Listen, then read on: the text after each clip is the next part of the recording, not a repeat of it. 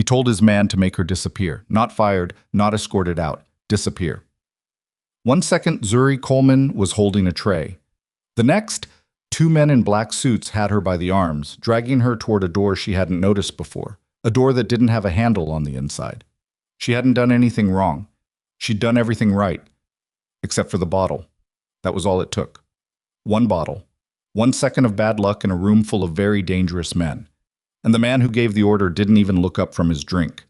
If that were you, if that were your daughter, what would you do?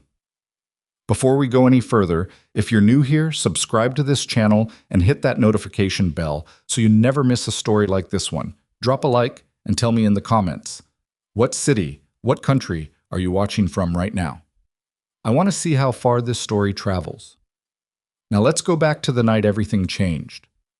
The Jazz Lounge had a name that nobody used. Regulars called it the basement, which was accurate.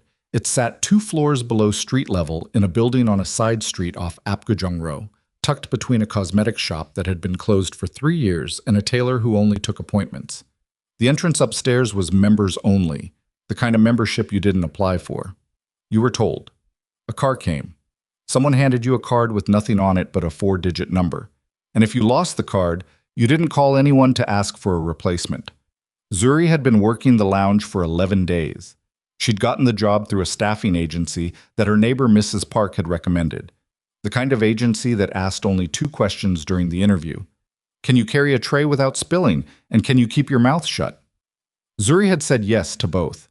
She needed the money badly enough that she didn't ask follow-up questions, which, in hindsight, was the smartest thing she'd done since landing in Seoul 8 months ago. The work wasn't hard. Stand straight. Move quietly. Keep glasses full. Don't make eye contact with the men at the center tables. Don't linger near conversations. Don't smile too much or too little. The head server, a small, precise woman named Cho Yeonji, had walked her through the rules on the first night with the flat effect of someone who had long ago accepted that this job required a specific kind of invisibility. The guests don't want to notice you, Yeonji had said. Your job is to make sure they don't. For 11 days, Zuri had been invisible. She was good at it. She'd spent most of her life being invisible. The quiet girl in a house that wasn't hers, in a neighborhood that wasn't hers, in a country she'd chosen because of a man who had made her a promise before he died. She knew how to make herself small. She knew how to read a room without appearing to read it. She knew when to move and when to go perfectly still. What she hadn't prepared for was Room 7. Room 7 was the private room at the far end of the lounge, behind a reinforced door with a keypad. It was reserved exclusively for one person and whoever that person chose to invite. In 11 days, Zuri had never been sent there. The 2 servers who usually handled it were older, Korean, and they moved with the particular efficiency of people who had been doing this specific job for a very long time and intended to keep doing it. On the 11th night, one of them called in sick. The other had a family emergency. Yeonji pulled Zuri aside 20 minutes before the room was scheduled to open. Room 7 tonight, Yeonji said. Zuri kept her expression flat. Okay. It's not okay. Yeonji's voice was lower than usual. It's just the only option we have. Listen to me carefully. You go in, you pour, you step back. If he looks at you, look at the wall behind him. If he speaks to you, answer in one word. If someone else speaks to you, say nothing and look at him first. Him meaning the man at the head of the table. You understand? Yes. Yeonji studied her for a moment, as if calculating something. Don't be nervous. Being nervous makes you clumsy. She said it the way a person says, don't think about elephants. Zuri was nervous before she even touched the door.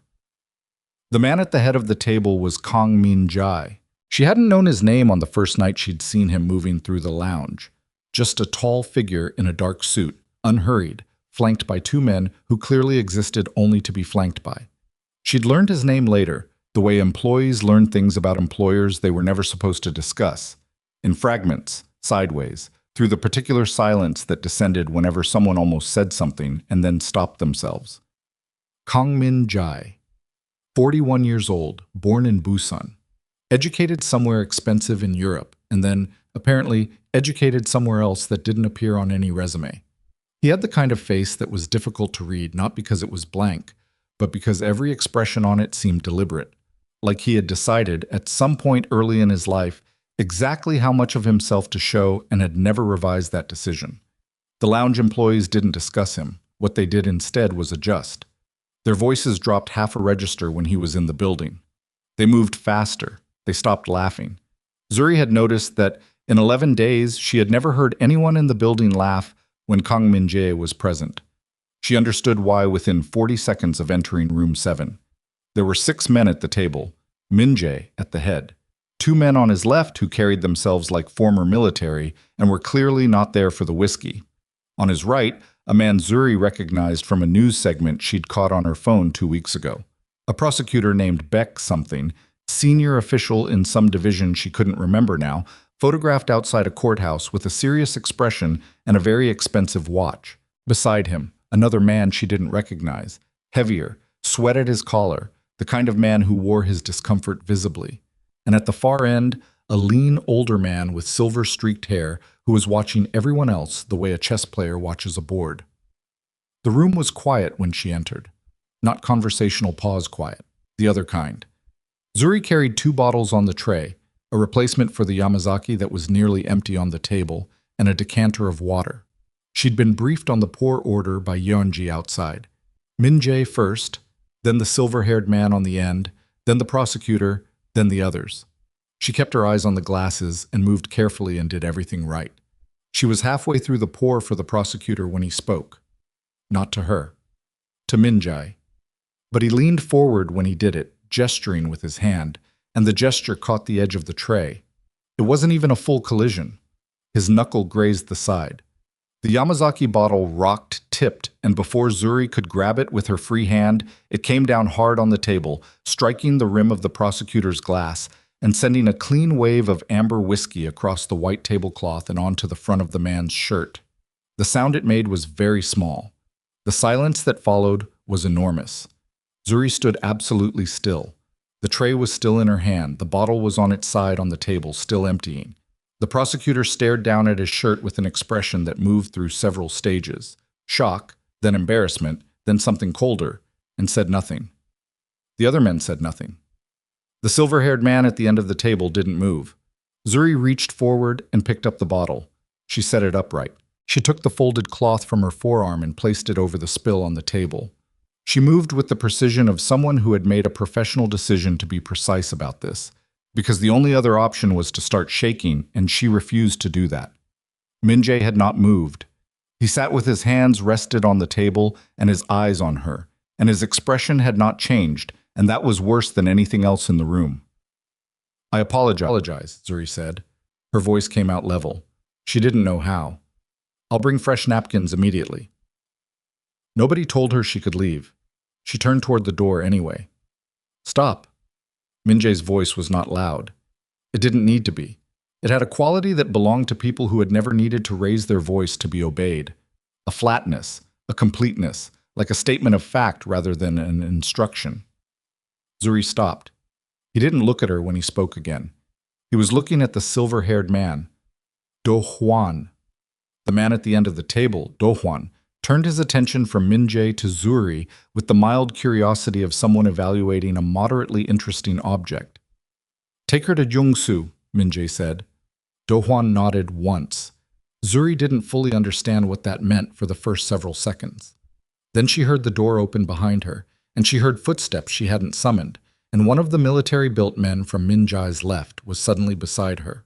Not touching her yet, just present, positioned, blocking the space between her and the exit she'd been walking toward. She understood then. Jung-soo was the security chief. She had seen him twice in 11 days, once at the entrance, once speaking quietly into a phone near the service corridor. He had a broad face and careful eyes, and moved with the deliberate economy of someone who had done a lot of things in his life that he preferred not to describe in detail.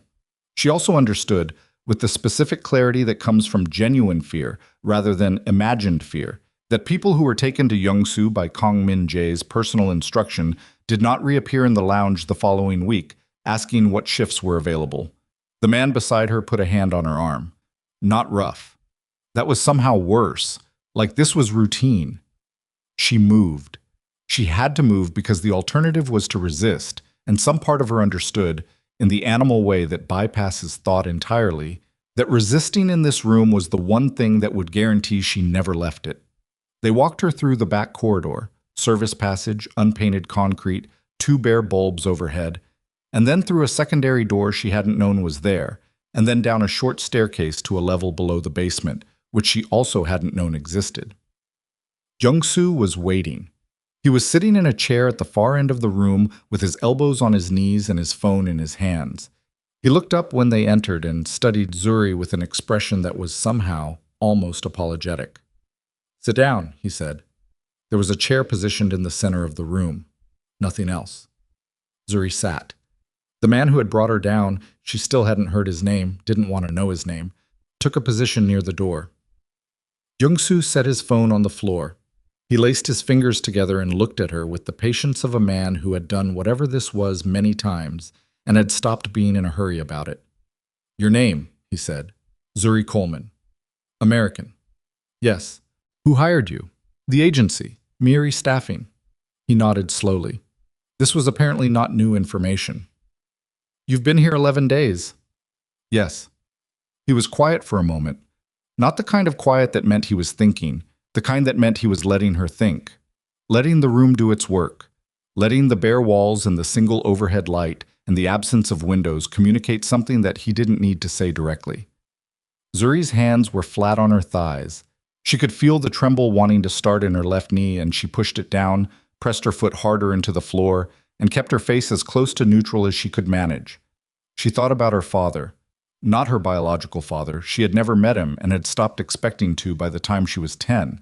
She thought about the man who had raised her, Daniel Coleman, a quiet, particular man who had appeared in her life when she was 7 years old, when her mother was in the hospital the third time, and the social worker was running out of options, and someone had to take the child. He had never explained why he chose her. She had stopped asking by the time she was old enough to understand that some choices don't come with explanations. They just come with consequences. And the consequence in this case was a life, hers, salvaged from something much worse. He had died 14 months ago. Lung disease, slow and then fast. He had held her hand in the hospital bed and told her 3 things, and one of them she hadn't fully understood until right now, in a room beneath a jazz lounge in Seoul, with a security chief watching her and a man by the door and no visible exit. "If you are ever in real trouble," he had said, his voice already thin by then, worn down to something she had to lean close to hear, "say this name. Don't explain. Don't hesitate. Just say it." And he had told her a name. She had written it down afterward, mostly because she had thought it was the medication making him ramble. She had never imagined she would use it. She had carried it around in her memory the same way she carried the key and the coordinates, as relics of a man she had loved and hadn't entirely understood, obligations she honored because honoring them was the only thing she had left of him. The key. The coordinates. The name. Jung-soo was still watching her. "Is there anything you want to say before we continue?" he asked. Zuri looked at him. She felt the tremble in her knee push back up, and she couldn't stop it this time, and she stopped trying to stop it. She said the name, quietly, the way Daniel had told her. No explanation, no lead-up. "Han Sung-ho." Jung-soo went completely still. He didn't move for 3 full seconds. Then he stood up. Not hurried, something more controlled than hurried, a deliberate series of movements, and his face had shifted into something unreadable, and his hands came open and he said to the man by the door, in Korean, something short and sharp. The man left immediately. Jung-soo stood in the center of the room and looked at Zuri with an expression that she couldn't classify. Not anger, not suspicion, not the professional patience from before. Something older than all of those. Something that looked almost like the specific shock of a person hearing a voice they were certain they would never hear again. "Say that again," he said. Zuri said it again. Jung-soo reached for his phone. Upstairs in room 7, Kang Min-jae had returned his attention to the prosecutor, who was holding a fresh napkin against his shirt and pretending the interruption had not occurred. The conversation had resumed its specific, careful rhythm, the coded language of men who never say the actual thing they mean. Min-jae was listening with a fraction of his attention and managing the room with the rest. His phone buzzed. He glanced at it. He read the message from Jung-soo. And Kang Min-jae, who had not interrupted a meeting in 4 years for anything short of a verified threat to his physical safety, said quietly to the room, "Excuse me," and stood up and walked out. He moved through the lounge without looking at anyone, down the service corridor, through the secondary door down the stairs, into the room where Zuri Coleman was still sitting in the chair, hands on her thighs, knee trembling slightly, waiting to find out if she was about to die. Min-jae stopped in the doorway. He looked at her for a long time. He said in English, "Where did you hear that name?" Zuri had decided somewhere in the last 3 minutes that she was going to tell the truth. Not because she thought it would save her. She genuinely didn't know if it would. But because the alternative was lying to a man who clearly already knew something she didn't, and lying to that kind of man, in this kind of room, seemed like the faster way to die. "The man who raised me," she said. "He told me, before he died." Min-jae took one step into the room. His name. Daniel Coleman. He was Korean. He used a different name when he came to America. Min-jae was very still. "What name?" he said. Zuri looked at him. At the flat, controlled face, and the eyes that were doing something different from the rest of him, something she couldn't read but could feel, the way you can feel a change in pressure before a storm. She said, "Han Seong-ho." And for the first time since she'd entered this building 11 days ago, for possibly the first time in a long time, based on the faces of everyone around him, Kang Min-jae looked like a man who had been hit by something he hadn't seen coming. He stood in the doorway of a room below a basement in a building in Gangnam and stared at a 24-year-old waitress from Chicago, and for a long moment, nobody breathed. Then he said very quietly, "Jung-soo." Jung-soo stepped forward. "Bring the car." The car was a black Genesis with tinted windows and no plates that Zuri could see from the back seat. Min-jae sat beside her. Not across from her, beside her, which was somehow more unsettling than if he'd kept distance. Jung-soo was in the front passenger seat. The driver hadn't been introduced and hadn't looked back once since they pulled out of the underground garage beneath the building. Nobody spoke for the first 4 minutes. Zuri watched Seoul move past the window. It was past midnight, and the city was still lit like it had forgotten how to sleep. Convenience stores, pojangmacha carts with their orange tarps, delivery riders weaving between lanes. Everything looked exactly like it had looked 3 hours ago when she'd arrived for her shift, which seemed impossible given what had happened in the intervening time. Min-jae was looking straight ahead. His hands were in his lap, not tense, just resting. The hands of a man who had learned to keep his body still when his mind was working hard. He said without turning, "How old were you when he found you?" It wasn't quite a question. His inflection was flat. 7, Zuri said, "And he never told you who he was." "He told me his name was Daniel Coleman. He said he was from Incheon originally, that he'd lived in the States for a long time before I knew him." "Did you believe him?" Zuri thought about that honestly. "I believed that he loved me. I didn't always believe the details." Min-jae turned his head and looked at her for the first time since they'd gotten in the car. It was a measuring look. Not hostile, not warm. The look of someone recalibrating an estimate. "Smart," he said, and turned back to the window. The car stopped in front of a residential tower in Yongsan. High floors, glass facade, the kind of building where the lobby had marble floors and a security desk, and a man in a suit who nodded at Min-jae with the precise degree of deference that indicated he had been told to expect them. They rode the elevator to the 38th floor in silence. The elevator was mirrored, and Zuri caught her own reflection. Still in the lounge uniform, black button-down and slacks, one sleeve slightly damp from the whiskey spill she hadn't had time to change out of. She looked like someone who had been pulled out of her own life very quickly, which was accurate. The penthouse was not what she'd expected, and she realized, as she stepped inside, that she'd been building expectations based on film logic, some caricature of criminal wealth, ostentatious and loud. What she found instead was a large, quiet space with high ceilings and almost no decoration. A kitchen that looked barely used. A long table with chairs that were clearly for meetings rather than meals. Floor-to-ceiling windows on the south-facing wall that gave an unobstructed view of the Han River and the lights strung along both banks. Min-jae moved to the kitchen without ceremony and opened a cabinet and took out 2 glasses and a bottle of water. He set one glass in front of the chair nearest to him at the table and pushed it toward her without looking up. "Sit." She sat. He sat across from her this time. He filled both glasses. He didn't pour himself anything else, which surprised her. She'd half expected whiskey given the night. Jung-soo had positioned himself near the wall, not seated, standing with his arms at his sides, present but exterior, the way a person positions themselves when they expect to be needed but aren't sure when. Min-jae put both hands flat on the table and looked at her. "Tell me everything," he said. "Start from the beginning, the actual beginning." So Zuri told him. She told him about the house in Gangwon province, not the mountain village part. She hadn't known at the time that it was unusual to grow up that far from a city. She had just thought it was where they lived. A small house with a vegetable garden and a wood stove that Daniel kept in meticulous repair, and winters that came hard and early. She told him about school in the nearest town, 12 kilometers away, and how Daniel drove her every morning in an old truck that needed the engine warmed for 3 minutes before it would cooperate. She told him about the way he cooked, Korean food almost exclusively, which she hadn't understood until she was older and realized it wasn't habit, it was memory. He had never explained what the memory was. She hadn't asked because he had the specific quality of a person whose past was a room with the door closed, and you could knock, but he wouldn't answer. She told Min-jae about the year she turned 17, when Daniel had started teaching her things that weren't normal things for a father to teach a daughter. How to read a room when you enter it. How to identify exits. How to remember a sequence of numbers after hearing it once. How to trust her instincts when something felt wrong, and how to move normally when something felt very wrong, because panic was visible and visibility was dangerous. She had asked him once why he was teaching her these things.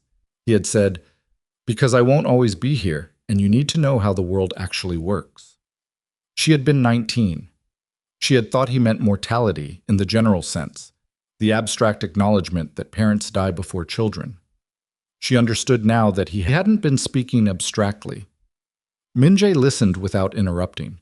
His face moved through very small things, a slight tightening around the eyes at the Gangwon province detail, something that might have been recognition or might have been calculation at the description of the lessons. He didn't ask her to stop or speed up. He let her go at her own pace, and she found, oddly, that the pace was steady. She had expected to fall apart telling this. She hadn't. She felt instead like she was doing something with weight and purpose, assembling something that had been in pieces for a long time. She told him about Chicago. Daniel had moved them when she was 21, citing nothing more specific than its time. She had thought it was for her, so she could have city life, opportunity, the things she'd missed growing up rural. Maybe it was partially that. She had gotten a job at a restaurant, and then a better restaurant, and she had taken community college courses in accounting, and she had built something that looked like a future. Daniel had gotten sick 8 months after they arrived. She stopped there for a moment. Min-jae didn't fill the silence. "It went fast once it started," she said. "He was diagnosed in March. He died in November." 8 months, Min-jae said. He refused treatment for the first 2, said it would only delay things, and he didn't want to spend what was left being sick from the medicine. She picked up the water glass and held it without drinking. "That was very him." Min-jae looked at the table. "Yes," he said quietly. "It was." The word was landed in the room with specific weight. Zuri looked at him. He caught her looking. He didn't look away. "I knew him," he said, "a long time ago." "I figured." "What did he tell you? About the name?" Zuri set the glass down. "The last week, when he was barely conscious most of the time, he had me sit next to the bed and he told me 3 things. He said there was a key. He showed me where it was in the house, a loose board in the closet of his room. I'd never known it was there. He said there were coordinates he wanted me to memorize, not write down, memorize. And he said if I was ever in real trouble, I should say the name. Han Seong-ho. He said say it clearly, don't explain, just say it. He said there were people who would know what it meant." "He said people," Min-jae repeated. "Yes." "Not a specific person?" "No." Min-jae was quiet for a long time. He pressed the knuckle of his index finger against his lower lip and looked at the window, at the river and the lights and the dark between them. Then he said, "Did he give you the key?" "Yes." "Do you have it?" "It's at my apartment." He looked at Jung-soo. Something passed between them. Not words, just the compressed communication of 2 people who had been reading each other's signals for a long time. Jung-soo moved toward the door. "Wait," Zuri said. Both men looked at her. She held Min-jae's gaze. She was tired and her hands were still not entirely steady, and she was sitting in a penthouse in Yongsan at 1 in the morning with a man who had, less than 2 hours ago, ordered her removed from a room in a way that she was fairly certain had not meant fired. She was aware of all of this. She was also aware that the next thing she said mattered in ways she could not fully calculate. "Before anyone goes anywhere," she said, "I want to know something." Min-jae waited. Who was he? Who was Han Seong-ho, actually? Min-jae leaned back in his chair. He looked at her with something that was not quite respect and not quite surprise and sat somewhere between the two. The look of a man encountering a variable he'd underweighted. "He built what I run," Min-jae said. "He built the organization from the ground up, over 20 years, with his own hands and a handful of men who trusted him completely. He had a specific set of rules about how things would operate, who could be touched and who couldn't, what lines wouldn't be crossed." He paused. "People in my business don't usually have lines." "But he did." "He did." Min-jae's jaw shifted slightly. 12 years ago, there was an explosion at a warehouse in Mapo. 3 of our men died. Han Seong-ho was confirmed dead by 2 witnesses and a partial identification. He stopped. "Apparently the confirmation was wrong. He never told me there was an explosion." "What did he tell you?" "That he'd made enemies. That he needed to not exist for a while. That he'd found a way." She looked at Min-jae carefully. "He didn't tell me it was your people who thought he was dead." Min-jae said nothing. "Did you think it was him? The explosion? Did you think someone tried to kill him?" "We assumed it was external, a rival organization." His voice had gone flat again. The professional flatness, the one she'd heard in room 7. "We were wrong. Or we were made to think we were wrong. I'm not sure yet which." Zuri felt the shape of what he wasn't saying, and she stayed with it for a moment. "Someone inside tried to kill him," she said. Min-jae looked at her. "That's why he ran," she said. "Not from outside. He was running from inside." The air in the room shifted. Not dramatically. No sound, no movement. Just a pressure change, the kind that happens when a door opens somewhere in a sealed space. Young-soo, near the wall, had gone very still. Min-jae said, "The key and the coordinates. Where did he tell you they led?" "He said there was something underground, a deposit. He said it would explain everything that needed explaining." He used those words, everything that needed explaining. "Yes." Min-jae stood up. He picked up his glass of water and drank half of it and set it back down and stood with his hand on the back of his chair. He was working through something. She could see it in the set of his shoulders, the slight forward lean of someone applying pressure to an internal problem. He said, "If what you're telling me is true, I'm telling you what he told me." "I know." He didn't sound dismissive. He sounded like a man who understood the difference between a source and verified information and was holding both at once. "If what he left behind is what I think it is, then someone in my organization has been operating against everything. Han Seong-ho built for 12 years, and they've been doing it from inside, and they've had 12 years to make themselves invisible." He looked at her. "Which means retrieving whatever is in that vault is not going to be a quiet operation." "Then why are we going to retrieve it?" He looked at her steadily. "Because I have to know." There was something in the way he said it that was not about power or strategy. It was the voice of a man for whom this was personal in a way that all the professional flatness in the world couldn't fully contain. She heard it, and she didn't push on it because she recognized it, that particular rawness that comes with losses that have never been properly mourned. Jung-soo sent 2 men for the key that night. Zuri gave them her apartment address and a description of the closet board and where exactly to press to make it lift. She also wrote down the coordinates, not the final form of them, but the components, split across 2 pieces of paper, which Daniel had taught her to do when she'd been 16 and hadn't known why. Min-jae had watched her split the paper without comment. When she finished, he picked up both halves and looked at them separately, and then together, and said nothing. While they waited, Min-jae made coffee. Badly. She noted that the machine was expensive and he was clearly not accustomed to using it, and he set a cup in front of her without asking if she wanted one. She drank it because the night was long and she needed to stay sharp. "You worked at the lounge for 11 days, he said. He was standing at the counter, cup in hand. "You came to Seoul 8 months ago." "Yes." "For the debt." "He owed medical bills. He wouldn't let me help him while he was alive." Afterward, I found out how much. His pension and savings covered part of it. I needed the rest. She looked at the table. He would have hated knowing that was the reason I came. Why? Because he would have thought I was in danger. She paused. He wasn't wrong. Something moved in Min-jae's expression. Quick, gone, before it was fully there. Not quite guilt. Something adjacent to it. The job at the lounge, he said. Someone placed you there. She looked up at him sharply. Mrs. Park gave me the agency name. Who is Mrs. Park? My neighbor. An older woman, she's lived in my building for years. Korean. Yes. Approximately how old? Zuri opened her and then closed it. She thought about Mrs. Park, her small frame and her strong hands, and the way she always seemed to know when Zuri was having a bad night before Zuri had said anything. The way she had handed her the agency card with a specific kind of steadiness, not the offhand way neighbors recommend services.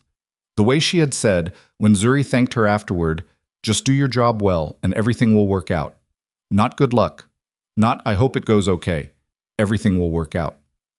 She knew, Zuri said. Min-jae set his cup down. Han Seong-ho didn't leave you alone. He left you with a handler, someone to make sure you ended up where you needed to be when something in his plan was triggered. What was the trigger? I don't know yet. What do you think it was? He was quiet for a moment.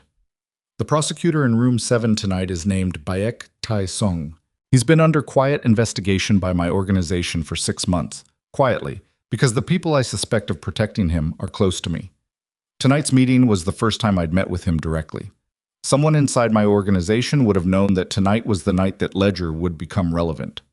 His jaw tightened fractionally. Han anticipated this. He anticipated that when the traitor inside moved openly enough to be visible, there would need to be a way to deliver the evidence. You were the delivery mechanism. Zuri sat with that for a long moment. He used me, she said. He protected you, Min-jae said. There's a difference. If you'd known earlier, you'd have been in danger earlier. He looked at her directly. He kept you out of it as long as he possibly could. She believed that. She believed it because it was exactly what Daniel Coleman would have done. Kept her clear of the fire until the last possible moment, and then handed her the one tool that would get her through it. Not weapons, not money, a name, and the voice authentication of a dead man delivered through the mouth of his daughter. The men returned with the key at 3:17 in the morning. It was small, brass old, the kind of key that looked like it belonged to something European and old-fashioned rather than an underground vault in Seoul's financial district. Min-jae held it for a long moment without speaking. His thumb moved over the teeth of it once, a small motion, absent and private. Then he set it on the table and looked at Zuri. The coordinates. She reassembled the 2 pieces of paper herself and placed them flat on the table. Min-jae and Jung-soo looked at them together. Jung-soo said something in Korean, low and quick. Min-jae nodded.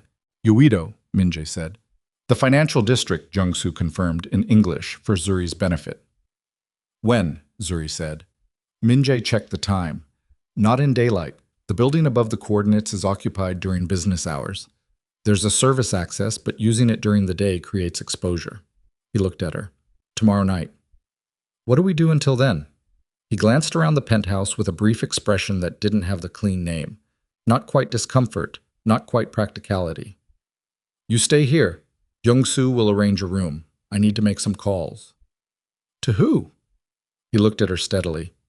People I trust or people I used to trust. I need to establish which is which before tomorrow night.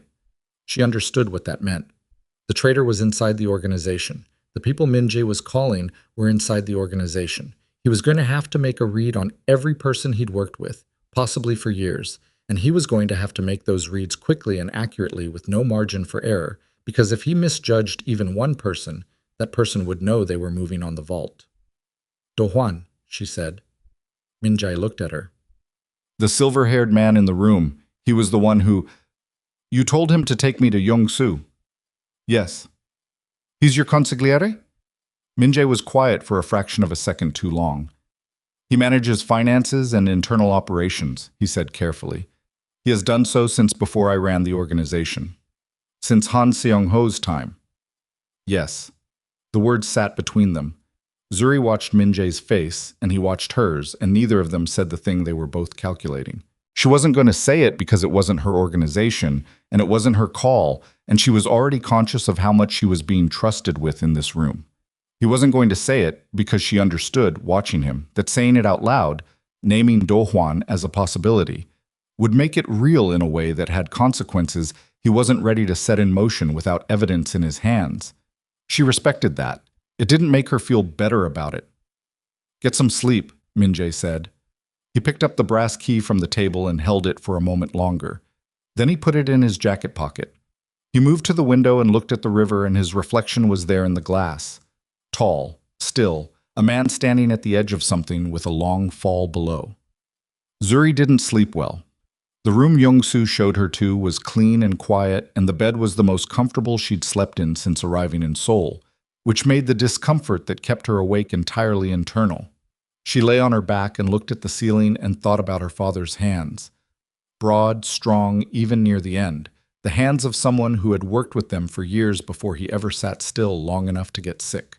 She thought about the way he had held her hand in the hospital and the precision of his final instructions. Every word accounted for. Nothing wasted. He had known. He had known for a very long time that this was where it ended. Not in a hospital bed in Chicago, but here in Seoul, in the middle of something she couldn't see the edges of yet. She thought, not for the first time since she'd said the name in that room underground, that she was angry with him. She thought she might be more angry than frightened now that the initial fear had drained enough to leave room for other things. He had carried all of this alone for 12 years, and he had carried her through it without telling her why. And she had loved him completely and trusted him, and he had used that trust to position her as a chess piece on a board she hadn't known existed. She understood why. She believed it was the only way he knew to keep her safe and still accomplish what needed to be accomplished. She understood all of that. She was still angry. She was also, somewhere beneath the anger, holding the fact that he had believed she could do this. He hadn't sent her in blind. He'd given her the key, the coordinates, the name, and 12 years of training. So subtle she hadn't recognized it as training. He had built her for exactly this. She fell asleep sometime before dawn with that thought at the front of her mind, which was probably the only reason she slept at all. The next evening arrived gray and wet. Rain had been coming in from the west since late afternoon. Not heavy, the kind of rain that soaks through things gradually and is easy to underestimate. Min-jae was already at the table when she came out of the room. He looked like he hadn't slept.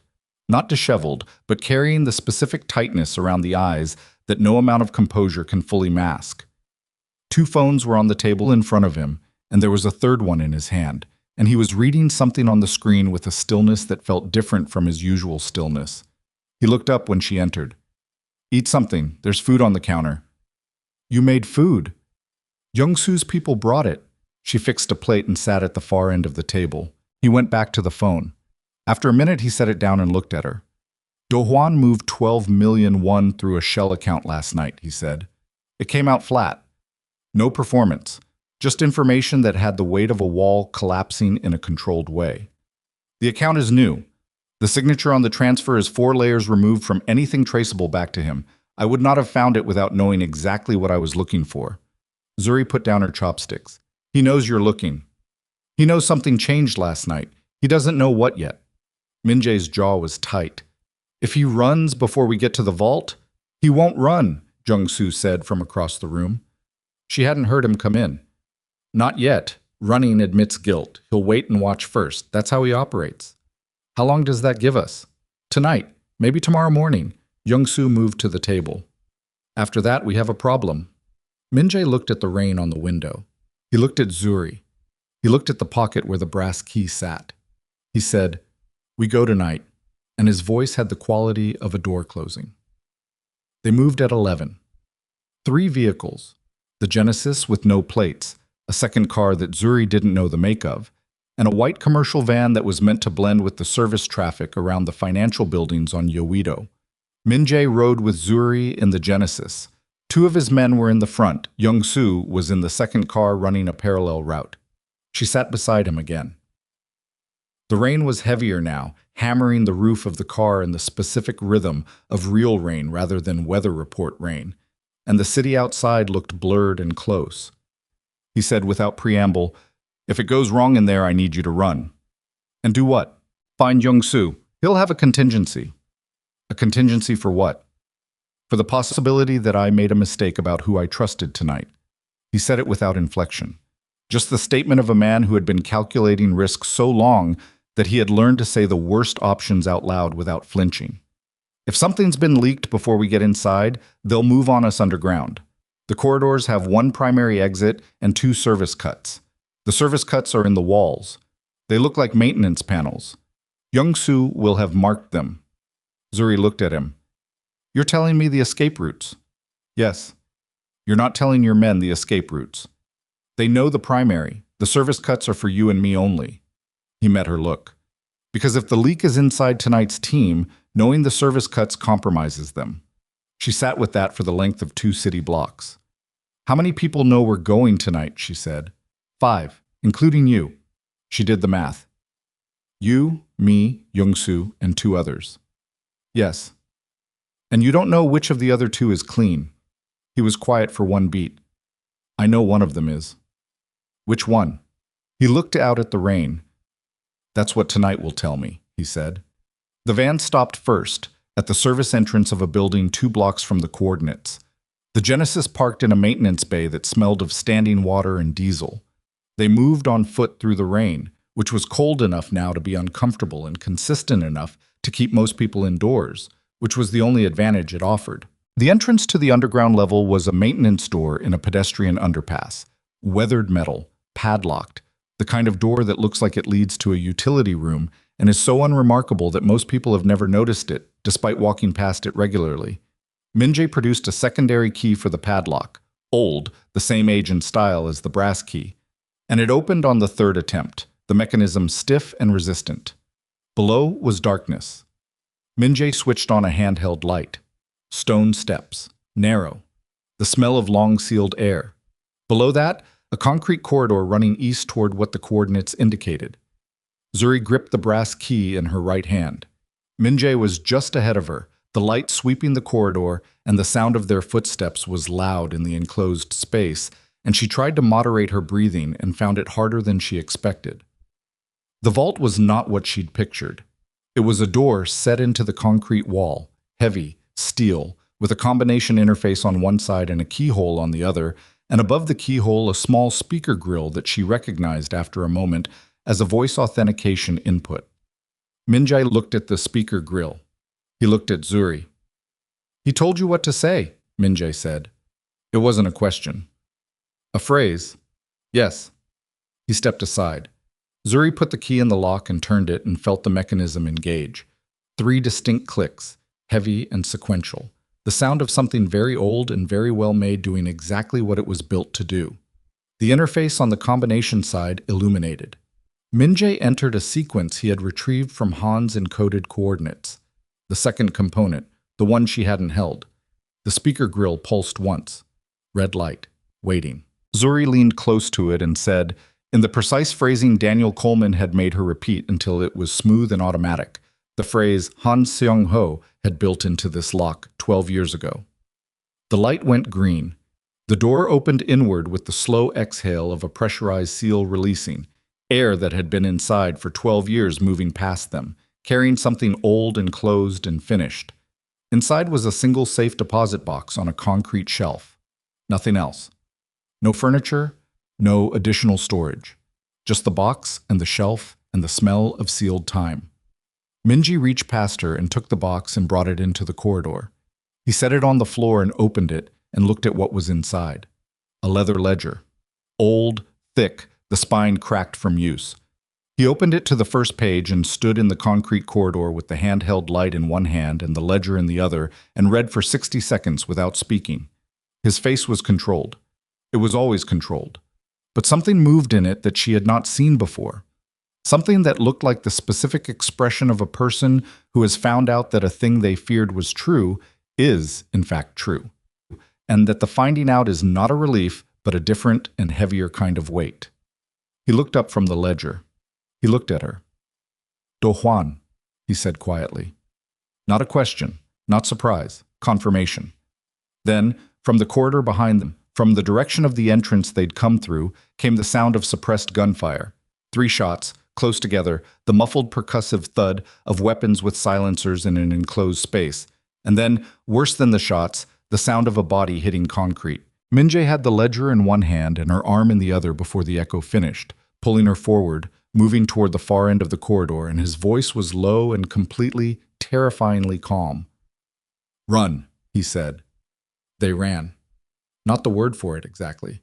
The corridor was too narrow for running, too low in places, and Min-jae had her arm and was pulling more than leading, the handheld light swinging in his grip and throwing shadows that lurched and collapsed against the concrete walls.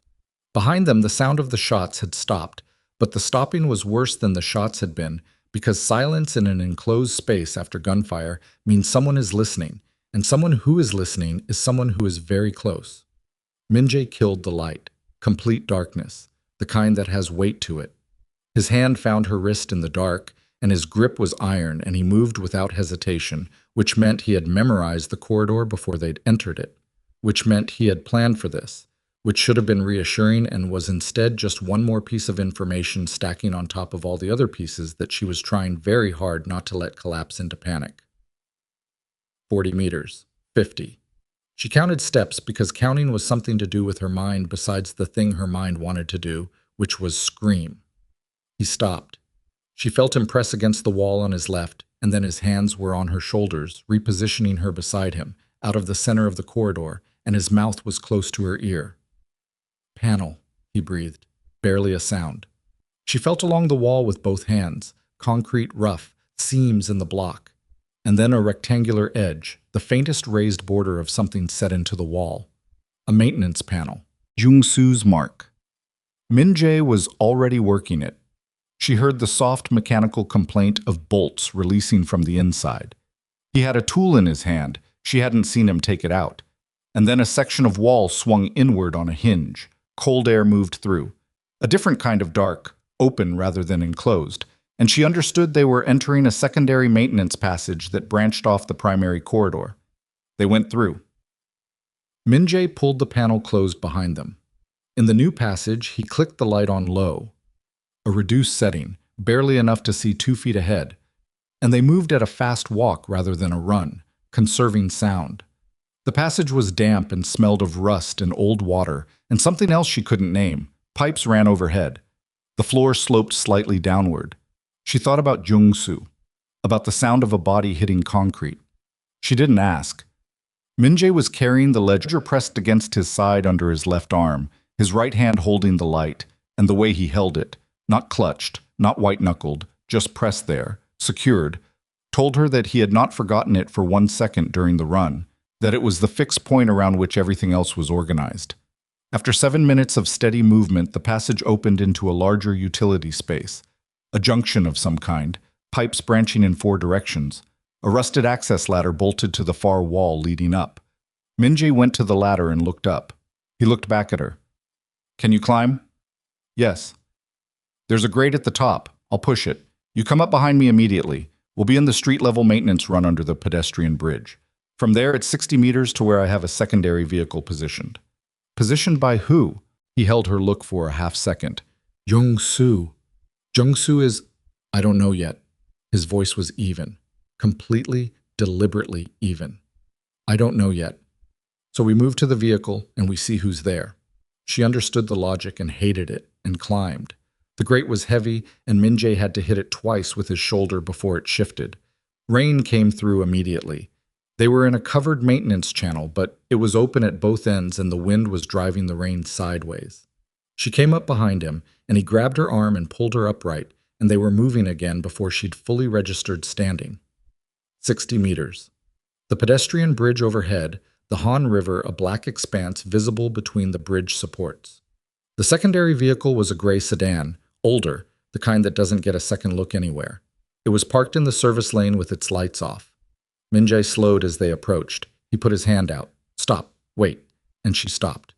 He circled the sedan once at a distance, checking the surrounding area with the particular attention of someone running a threat assessment in real time. Then he went to the driver's window and looked in. He stood there for a moment. Then he opened the driver's door and took something from the seat and came back to her. He opened his hand. A phone. Young Su's phone. She recognized the case, scratched black rubber, a small crack in the bottom corner of the screen. He got out, Min-jae said. He left the phone as a signal. It means he was compromised and wanted to cut the thread. Compromised how? Followed or taken? He turned the phone over in his hand. Or he cut himself loose to draw them off us. She looked at him. Which is it? I don't know. You keep saying that, because it keeps being true. He said it without defensiveness, just flat acknowledgement. He pocketed the phone and got in the driver's seat, and she got in the passenger side, and they were moving before she'd pulled the door fully closed.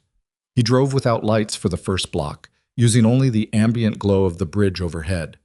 Then lights on, merging into the light late-night traffic on the embankment road, and suddenly they were just a gray sedan moving south along the Han River, like people going home.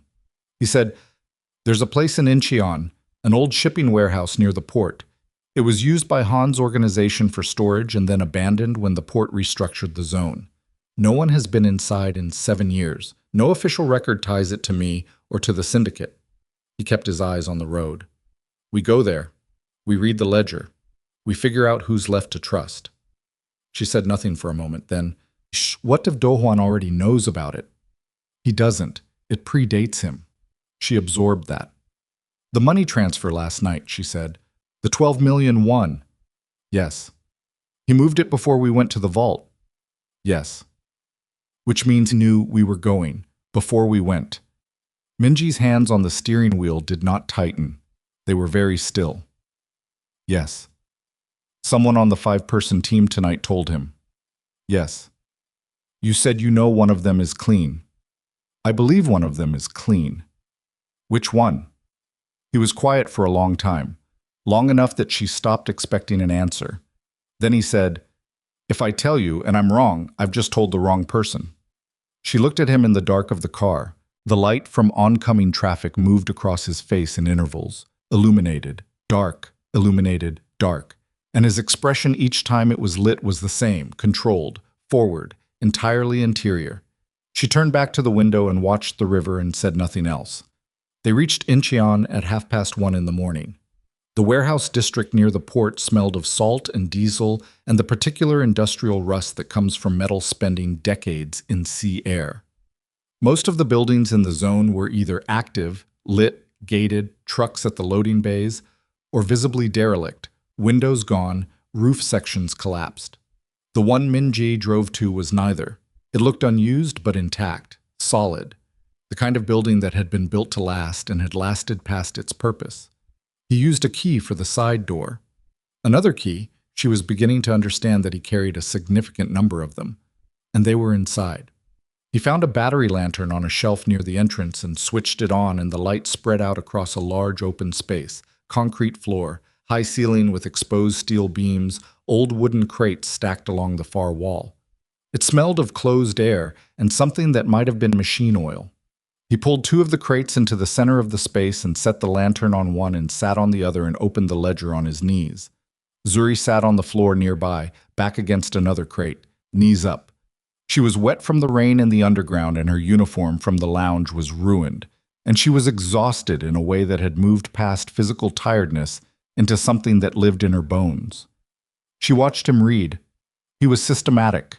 He started at the beginning and moved through page by page, and his face was a careful blank except for the occasional small notation of something, a slight flare of his nostrils, a fraction of jaw movement, the briefest compression of his lips. The ledger had pages of columns, numbers, dates, abbreviations she couldn't read from where she sat, and then pages of denser text, Korean characters in a handwriting she didn't know, but that looked deliberate and pressured, the writing of a man who had something to say and was saying it with intent. 15 minutes in, he stopped on a page. He read it twice. She could tell he read it twice from the way his eyes tracked, left to right, down, then back to the top of the page. He sat with it for a long time. Then he turned the ledger so she could see the page. He pointed to a line near the top, Korean characters she couldn't read, and below it, a series of numbers and 2 names written in English among the Korean text. She read the names. The first was Seo Do-hwan. The second was Baek Tae-sung, the prosecutor from room 7, the man whose shirt the whiskey had ruined. This is the full record, Min-jae said. He was looking at the page, not at her.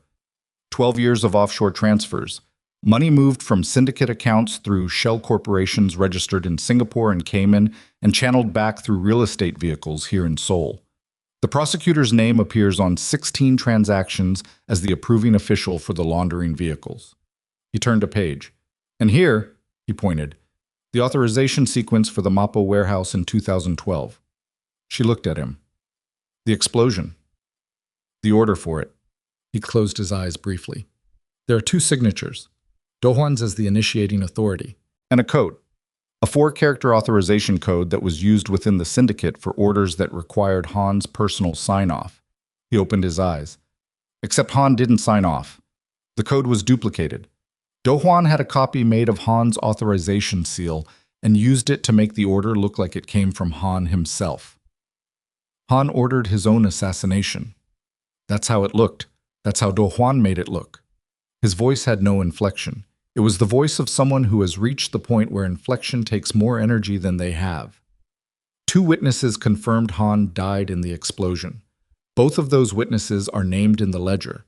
Both of them were on Do-hwan's payroll from 6 months before the explosion.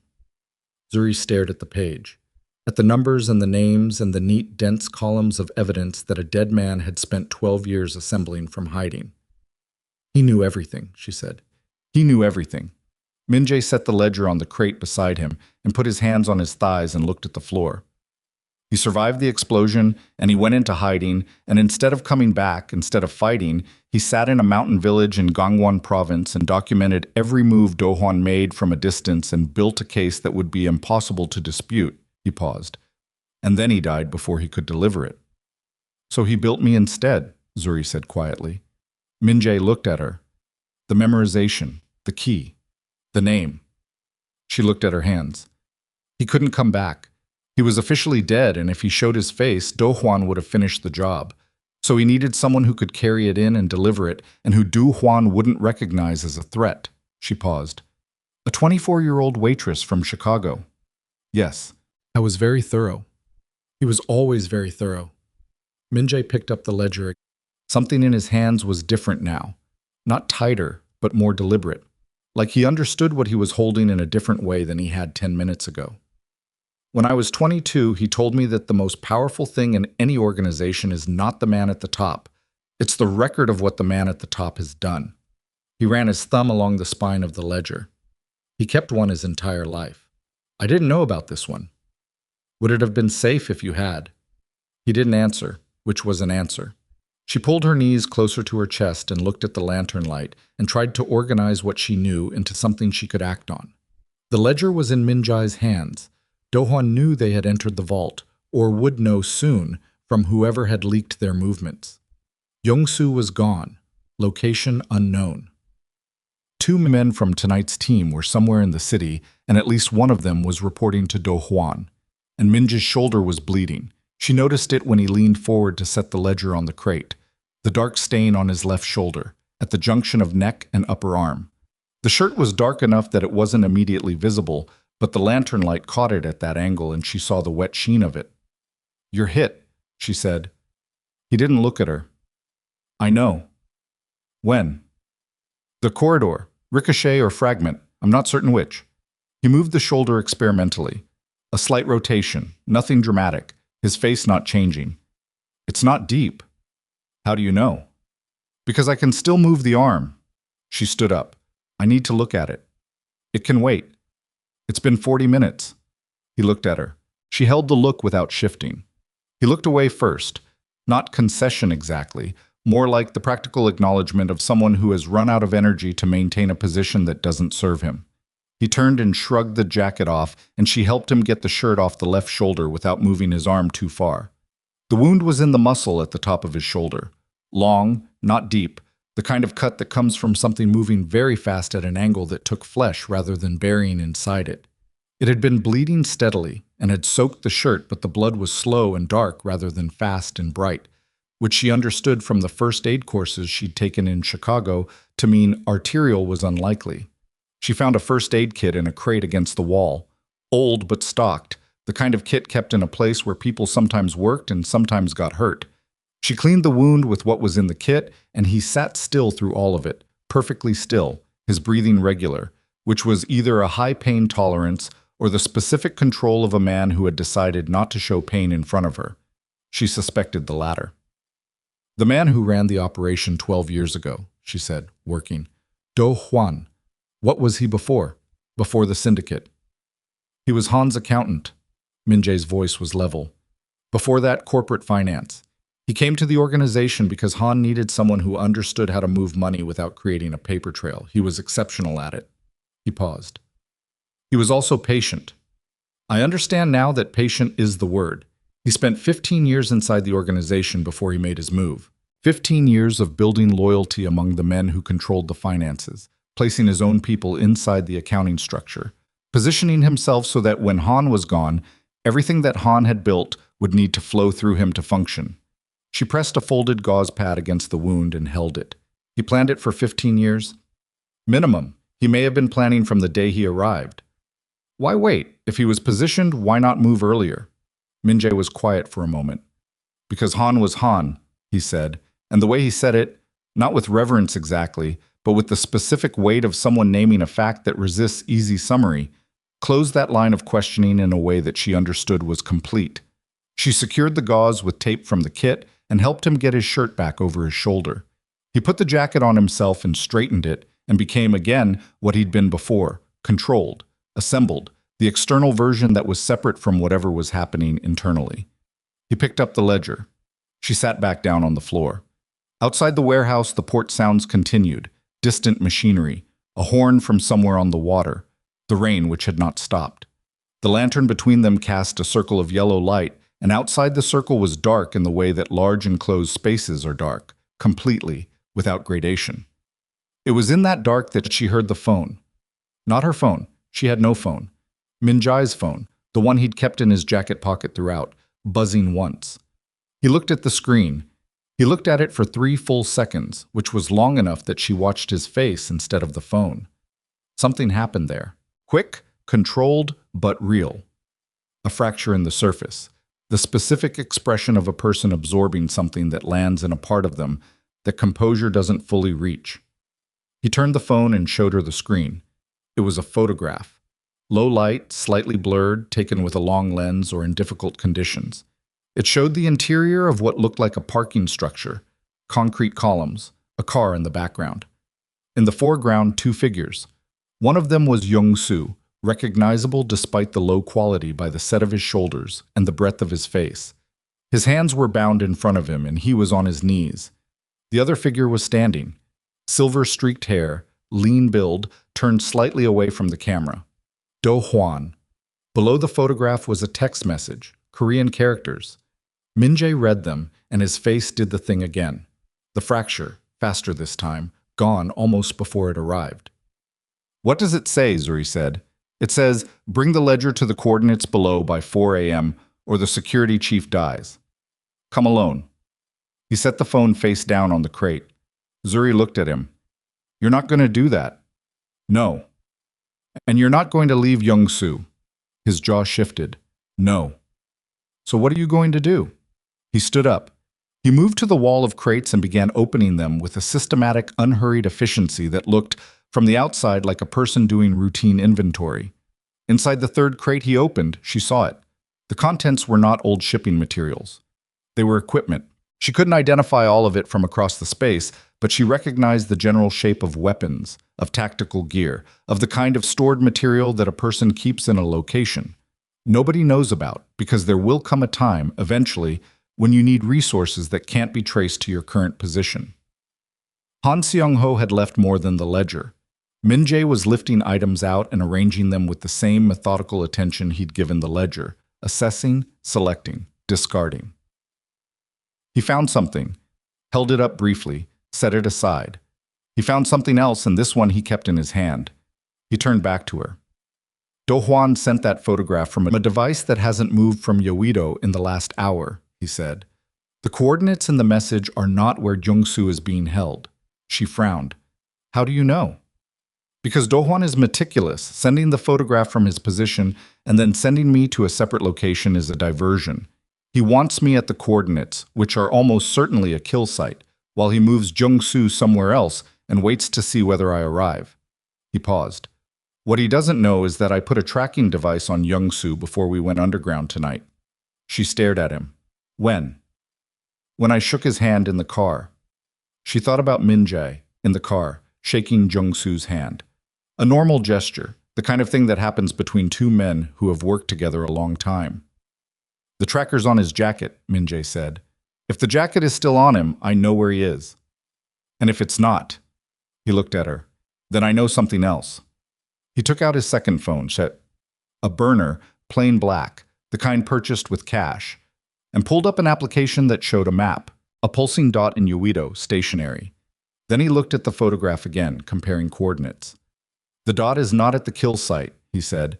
He's in a building 4 blocks east, office tower, parking structure underneath, which matches the photograph. Then we go there. It's not that simple. You have whatever's in those crates. I have what's in those crates, and I have you. And I don't know the building's layout, or how many men Do Hwan has inside, or whether the tracker location is being actively monitored and used to set a secondary trap. He said all of this without speed, just sequentially, the way a person enumerates the actual dimensions of a problem. What I do know is that Do Hwan's position is at Uedo, and his men are holding Jung-soo 4 blocks from his position. He'll have a communication line between himself and whoever is holding Jung-soo. If I approach the holding location from any standard vector, his men will signal him and he will order Jung-soo killed before I can reach the floor. So he's untouchable. He believes so. She heard the distinction. What does he not know? Min-jae looked at her steadily. He doesn't know about you. He doesn't know what you are to this situation. He doesn't know Han left a secondary preparation in this warehouse. He paused. And he doesn't know that the ledger contains something other than what he thinks it contains. She frowned. What does he think it contains? Financial records, incriminating accounts, evidence sufficient to destroy him legally if delivered to the right authority. He set the phone down. What he doesn't know is that the final section of the ledger, the last 14 pages, is not financial. It's a list of every active operative Do Hwan planted inside my organization over 12 years. Names, positions, contact protocols. He looked at the ledger. Han mapped his entire network, every mole, every paid contact, every compromised official. Zuri went very still. If Do Hwan knew that section existed, Min-jae continued, he would not be interested in a negotiation for the ledger. He would simply want the ledger destroyed and everyone who had seen it dead. He doesn't know. He couldn't. Han never showed anyone the full document. He built it over 12 years in isolation. Min-jae's voice was precise, which means Do Hwan thinks he's buying himself out of a financial scandal. He thinks if he has the ledger, he can control the damage. But the moment he reads the last 14 pages, he will understand that there is no negotiation, that the only move left is complete elimination. Min-jae looked at her. Which means our window is the time between him receiving what he believes is the ledger and the moment he reads far enough to understand what he actually has. The shape of it arrived for her. She felt it land, not with comfort, not with anything like relief, with the specific cold clarity of a person who has just understood that the path forward requires walking through the worst part. You need to deliver it, she said. Someone needs to deliver it. Someone Do Hwan is not expecting as a threat. Someone who, from his current understanding, is simply a waitress who happened to know a name. Min-jae's eyes were steady on her. Someone he has no protocol for. She looked at the floor. She looked at the lantern. She looked at the ledger on the crate. She thought about Daniel Coleman sitting in a small house in Gangwon province, sick and diminishing, writing out instructions for a plan whose final execution he would never live to see. She thought about the particular specificity of his care, the key, the coordinates, the phrase, the name, every piece of it. Nothing wasted. She thought about what he had never told her and why.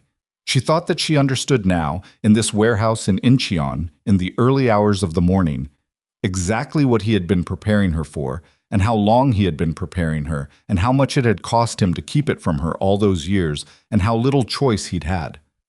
She picked up the ledger from the crate. She looked at Min-jae. "Tell me the building layout," she said. He did not look relieved. He looked at her with the specific expression of a man who has asked someone to do something very dangerous and is fully aware of what he has asked, and the awareness lives in him as something he will carry regardless of how the night ends. He began to talk. He told her the building, a 22-floor office tower in Yoido with a 4-level underground parking structure, access from 3 points. The parking structure's second level was where the tracker indicated Young-soo's position. The building had a 24-hour security desk in the lobby, but the desk was almost certainly staffed by Do Hwan's people tonight, given the operation's scale.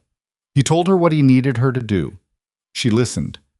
Outside, the rain had eased, not stopped, but softened, the way rain sometimes does in the hour before dawn, as if it too had exhausted itself.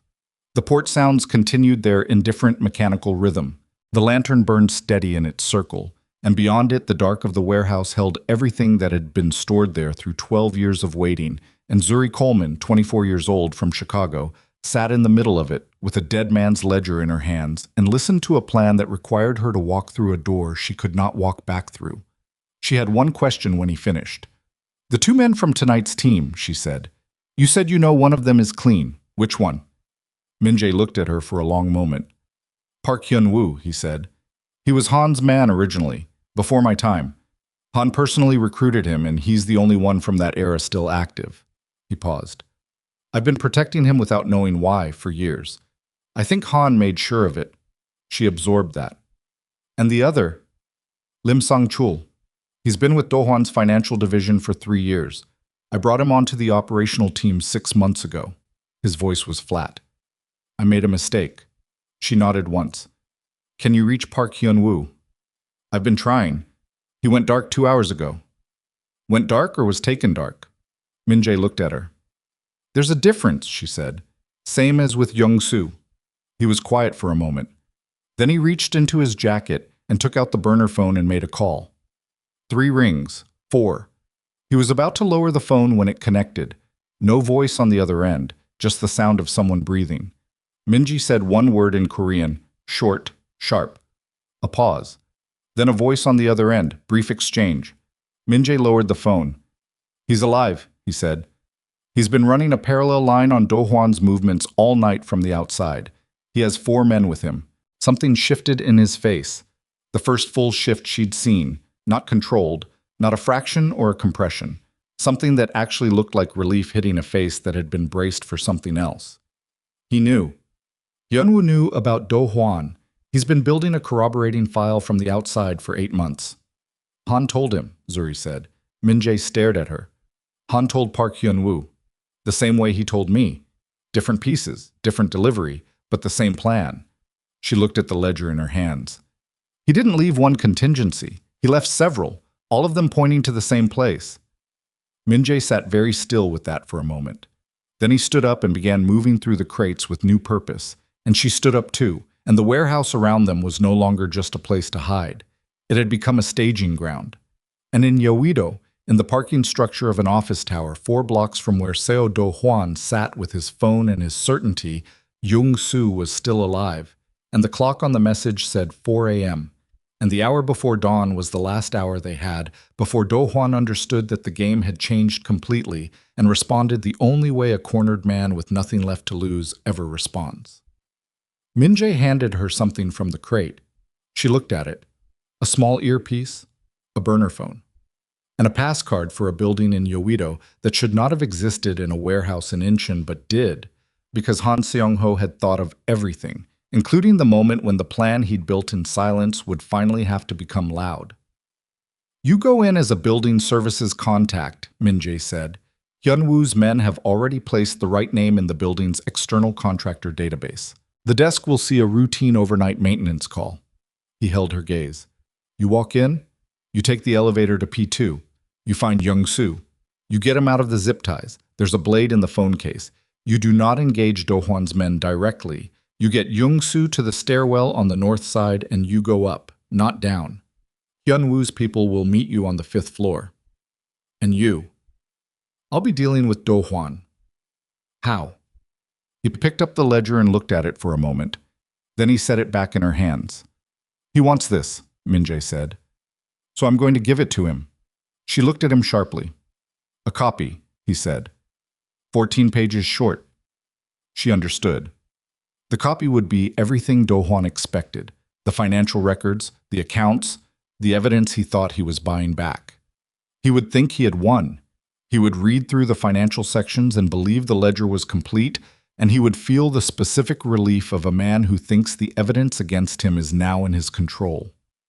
He would not read the last 14 pages, because the last 14 pages would not be there. They would be in Min-jae's hands, and Min-jae would be standing in front of him.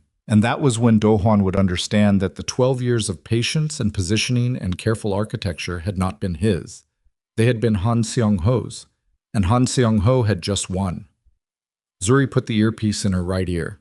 She held the burner phone in her left hand and the building pass card in her right, and she stood in the warehouse in Incheon with the sound of the port all around them, and she thought about what Daniel Coleman had said to her once, when she was about 14 and had failed something she'd been afraid to fail and had tried to hide that she was falling apart about it.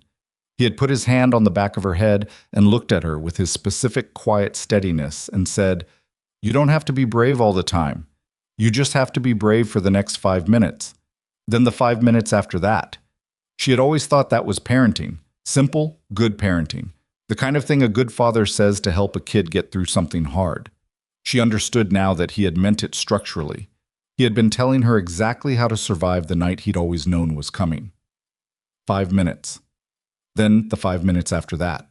She walked to the warehouse door and Min-jae opened it, and the night came in, cool and wet and smelling of the sea, and she went through it into the dark. The walk from the warehouse to the car took 4 minutes, and Zuri counted all of them. Not the seconds, the steps.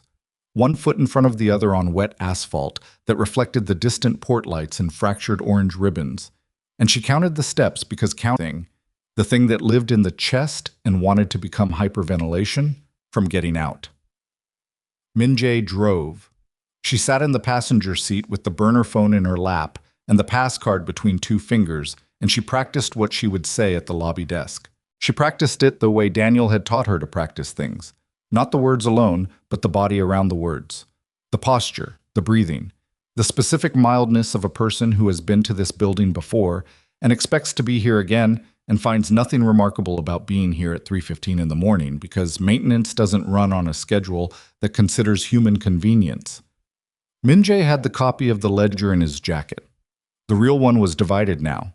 The financial sections in the copy, the last 14 pages folded and secured in a waterproof document sleeve that he'd produced from the crates and given her to carry against her body, beneath the building services jacket that Hyun-woo's people had left in a bag at the warehouse entrance while they'd been preparing inside. She didn't know when it had been left. She hadn't heard anyone approach. That was, in its own way, reassuring. The people on their side were competent enough to move without being heard. She didn't let herself think about whether that would be enough. "The desk guard's name tonight is Choi," Min-jae said. He hadn't raised his voice above conversational the entire drive. "He's been on Do-hwan's payroll for 2 years. He will call upstairs the moment you're inside the elevator. You have approximately 90 seconds between the lobby and P2 before the men on that level are alerted. 90 seconds. The elevator is slow. Original building, not updated." He glanced at her once. "Take the stairs after you badge through the turnstile. The stairs are faster, and they won't see which level you stopped on. The stairwell door for P2. Is it alarmed?" Hyun-woo's team cut the alarm circuit 20 minutes ago. She nodded.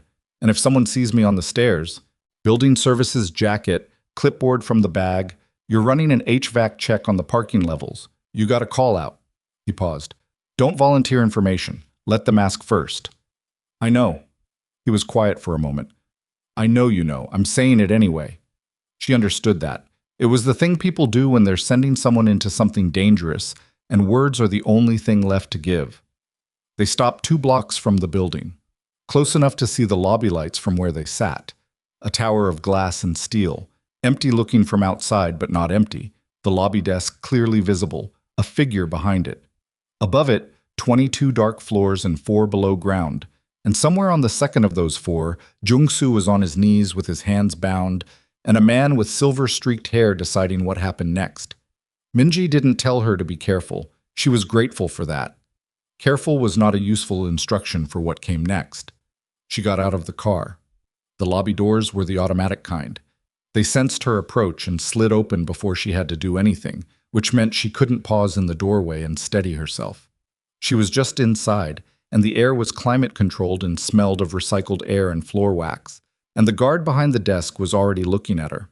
Choi was younger than she'd expected, late 20s, square-faced, the build of someone who had played competitive sports through his early 20s and was beginning to lose the discipline of it. He had a radio on the desk to his left and a monitor to his right showing a grid of security camera feeds, and he was looking at her with the evaluating attention of a person whose job requires him to be suspicious of everyone while appearing not to be. "Maintenance call," she said. She kept her voice flat and slightly tired, the voice of someone who has been pulled out for a job they'd rather not be doing at this hour. She held the clipboard at a natural angle and kept the pass card in her right hand. "HVAC, P levels. I've got a temperature variance alert from the building management system." Choi looked at the clipboard. He looked at her. "ID." She handed him the pass card. He ran it through the reader on his desk. The reader beeped green. His eyes moved to the monitor briefly, checking the contractor database. Hyunwoo's people had been thorough. "Sign in," he said, and pushed a log sheet across the desk. She signed the name that was on the card. Her handwriting was steady. She was aware of each second passing. He pushed a visitor badge across. She clipped it to the jacket and thanked him with the precise degree of brevity that indicated she had work to do and would like to get to it, and she walked toward the elevator bank. She did not take the elevator. The stairwell door was to the right of the elevator bank, marked with a green exit sign. She pushed through it, and the sound of the lobby cut off completely, and she was in concrete and fluorescent light, and the sound of her own footsteps going down. P1, P2. She pushed through the stairwell door on P2, and the air changed immediately. Colder, that specific underground cold, and the smell of oil and concrete and car exhaust that had been accumulating in the space for years. The lighting was the reduced emergency level, amber-toned, the kind that creates deep shadows between the concrete columns. She stopped just inside the door and held very still and listened. Voices. Korean. Two of them, not close, somewhere in the middle section of the level, behind a column bank. One voice lower, slower. One voice responding in shorter intervals. The rhythm of men who are waiting and are bored with waiting but are not, she noted, relaxed. The shorter responses had an edge to them. Alert. She moved along the wall, staying in the deepest shadow, the clipboard held against her body. Her footsteps were soft. The building services boots that had been in the bag were the right kind, rubber sole, minimal sound on concrete. She moved between the columns in the pattern Min-jae had described from the building's schematic. East wall, past the third column, then angled toward the center of the level where the support structure created a natural enclosure. She saw Young-soo before she heard anything change. He was seated on the concrete floor with his back against a structural column, wrists zip-tied in front of him and ankles secured as well. His head was down. Not unconscious, she could see the tension in his shoulders, but conserving.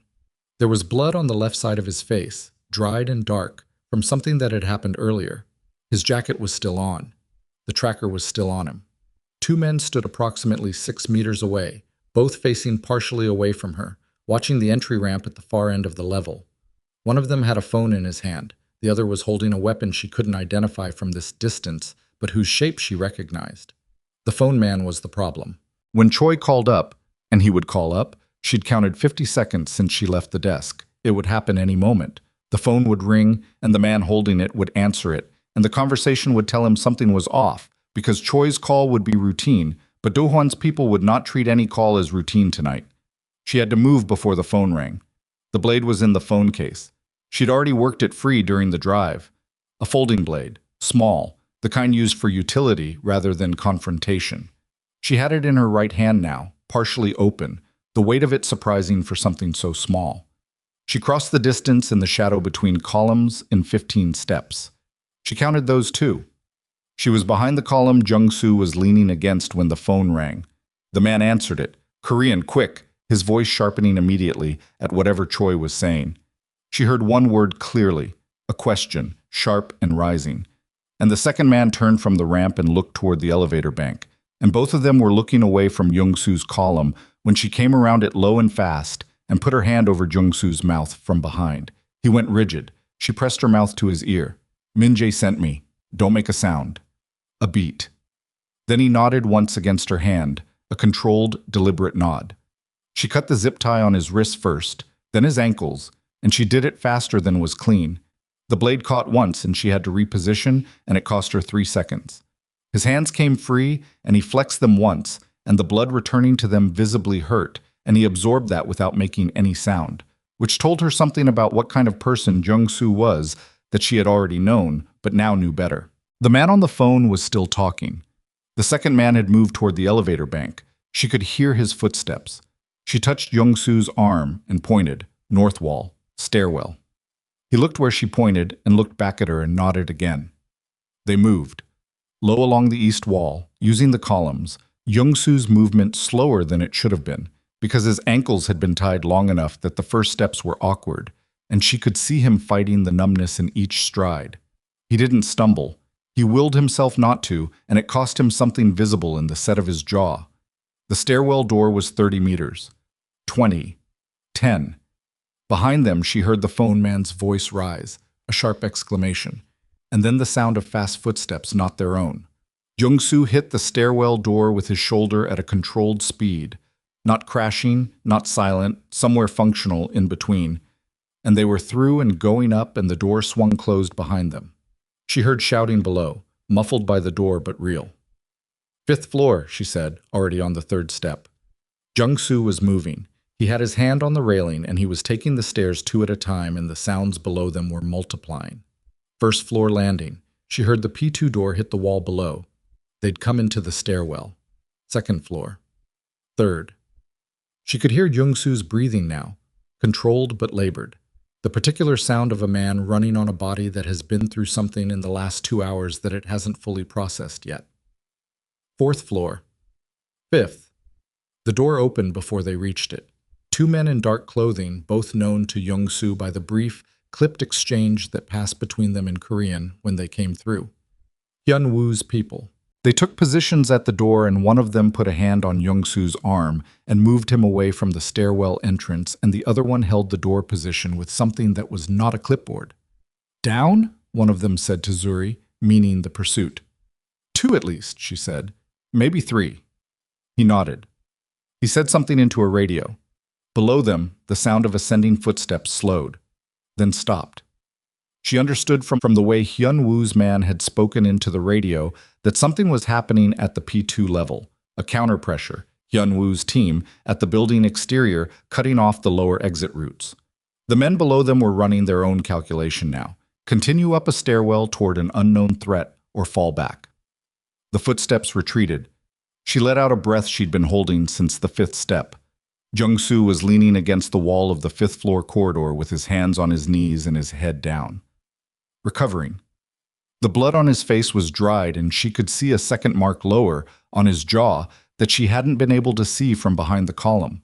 His hands, where the zip tie had been, showed deep red bands at the wrists. He lifted his head and looked at her. "You're the waitress," he said. "Yes." He looked at her for a moment with an expression that was exhausted, and something past exhausted, and beneath that something that she thought might be a specific kind of respect that doesn't come from assessment, but from witnessing. "Where's Min-jae?" he said. She held the earpiece tighter to her ear. Silence on the line for the last 4 minutes since she'd entered the building. She clicked the activation twice, the signal they'd agreed on for contact. A pause. Then his voice came through, compressed and close. The particular quality of someone speaking very quietly into a device while managing something else simultaneously. "Jung-soo." She handed the earpiece to Jung-soo. He pressed it in and listened. His face changed, not in the way that shows fear, but in the way that shows a man receiving information that requires immediate reorientation. His eyes went slightly distant, his jaw reset. When he took the earpiece out and handed it back to her, he was already in motion. "He's inside the building," Jung-soo said. "Do Hwan's office, 22nd floor. He went in through the parking structure entrance while we were on P2. He's alone with Do Hwan and one other." "One other who?" "Lim Song-chul." Jung-soo's voice was flat. "The leak." Zuri started for the elevator. Jung-soo caught her arm. No. He gestured at Hyun-woo's man, who had already turned toward the stairwell, going up rather than down, the radio in his hand. We take the stairs. Elevators are monitored, and the lobby desk will flag movement to this floor. They went up. 17 floors of stairs with Jung-soo's hand on the railing and the muffled quality of a building at 4 a.m. No movement above them, no sound except their own, and the distant mechanical breath of the building's systems. She felt the burn in her thighs by the 10th floor and breathed through it and kept moving. Jung-soo's pace was steady and deliberate, slightly slower than a full run, the sustainable pace of a man who has learned not to spend everything before he arrives. Hyun-woo's man was on the phone during the climb, speaking low and fast in Korean, receiving information she couldn't parse, but whose emotional content she could read from the tension in his shoulders. It was not good news, and it was arriving with speed. 22nd floor. They stopped at the door. The man held up his hand. Wait, and listened to his radio.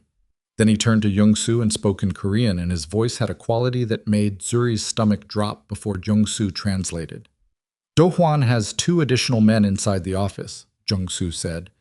They came up from the garage level through the building's internal access, a route we didn't cover. His jaw was tight. Min-jae is contained. She stared at him. Contained means 3 armed men and Do-hwan in an enclosed space. Jung-soo's eyes were on the stairwell door, and Min-jae walked in there with a copy of the ledger and nothing else. She had the real ledger, the last 14 pages, folded against her body, the document sleeve pressing against her ribs, and in her hand, the burner phone. She thought. Not long. She didn't have long. How does Do-hwan communicate with the men inside? She said.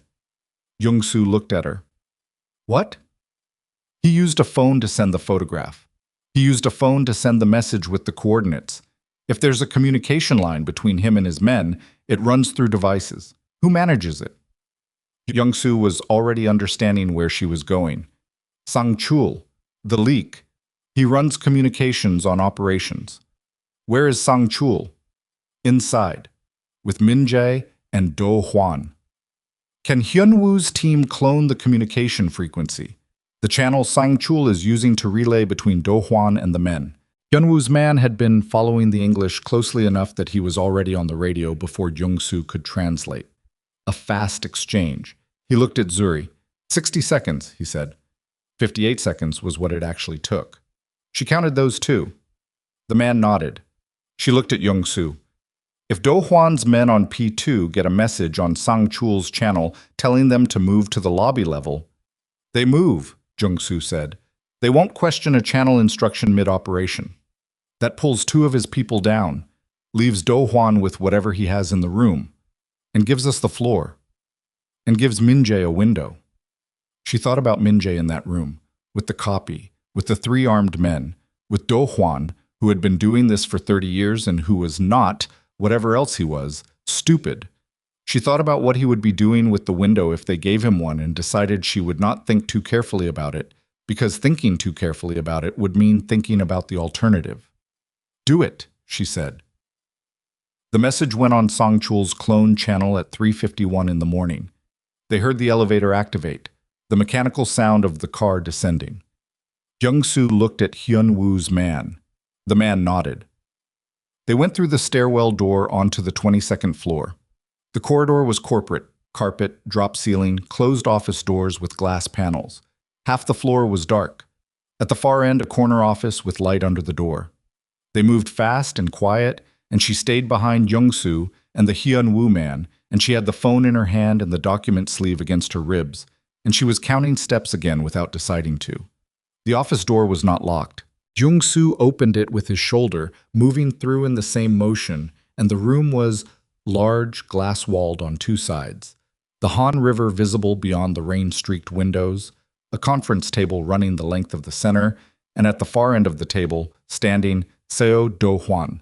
Beside him, Lim Sang-chul, a thin man in his 30s with a phone in each hand, looking at the door with an expression that moved from surprise to calculation in approximately 1 second. At the near end of the table, Min-jae. Standing, hands visible, the copy of the ledger on the table in front of him. The two additional men who had been covering him were gone, pulled by the clone channel message. But Sang-chul had a weapon leveled at Min-jae from Do-hwan's position, a small and workmanlike thing, and the angle of it had not moved when the door opened. Do-hwan looked at Jung-soo. He looked at Zuri.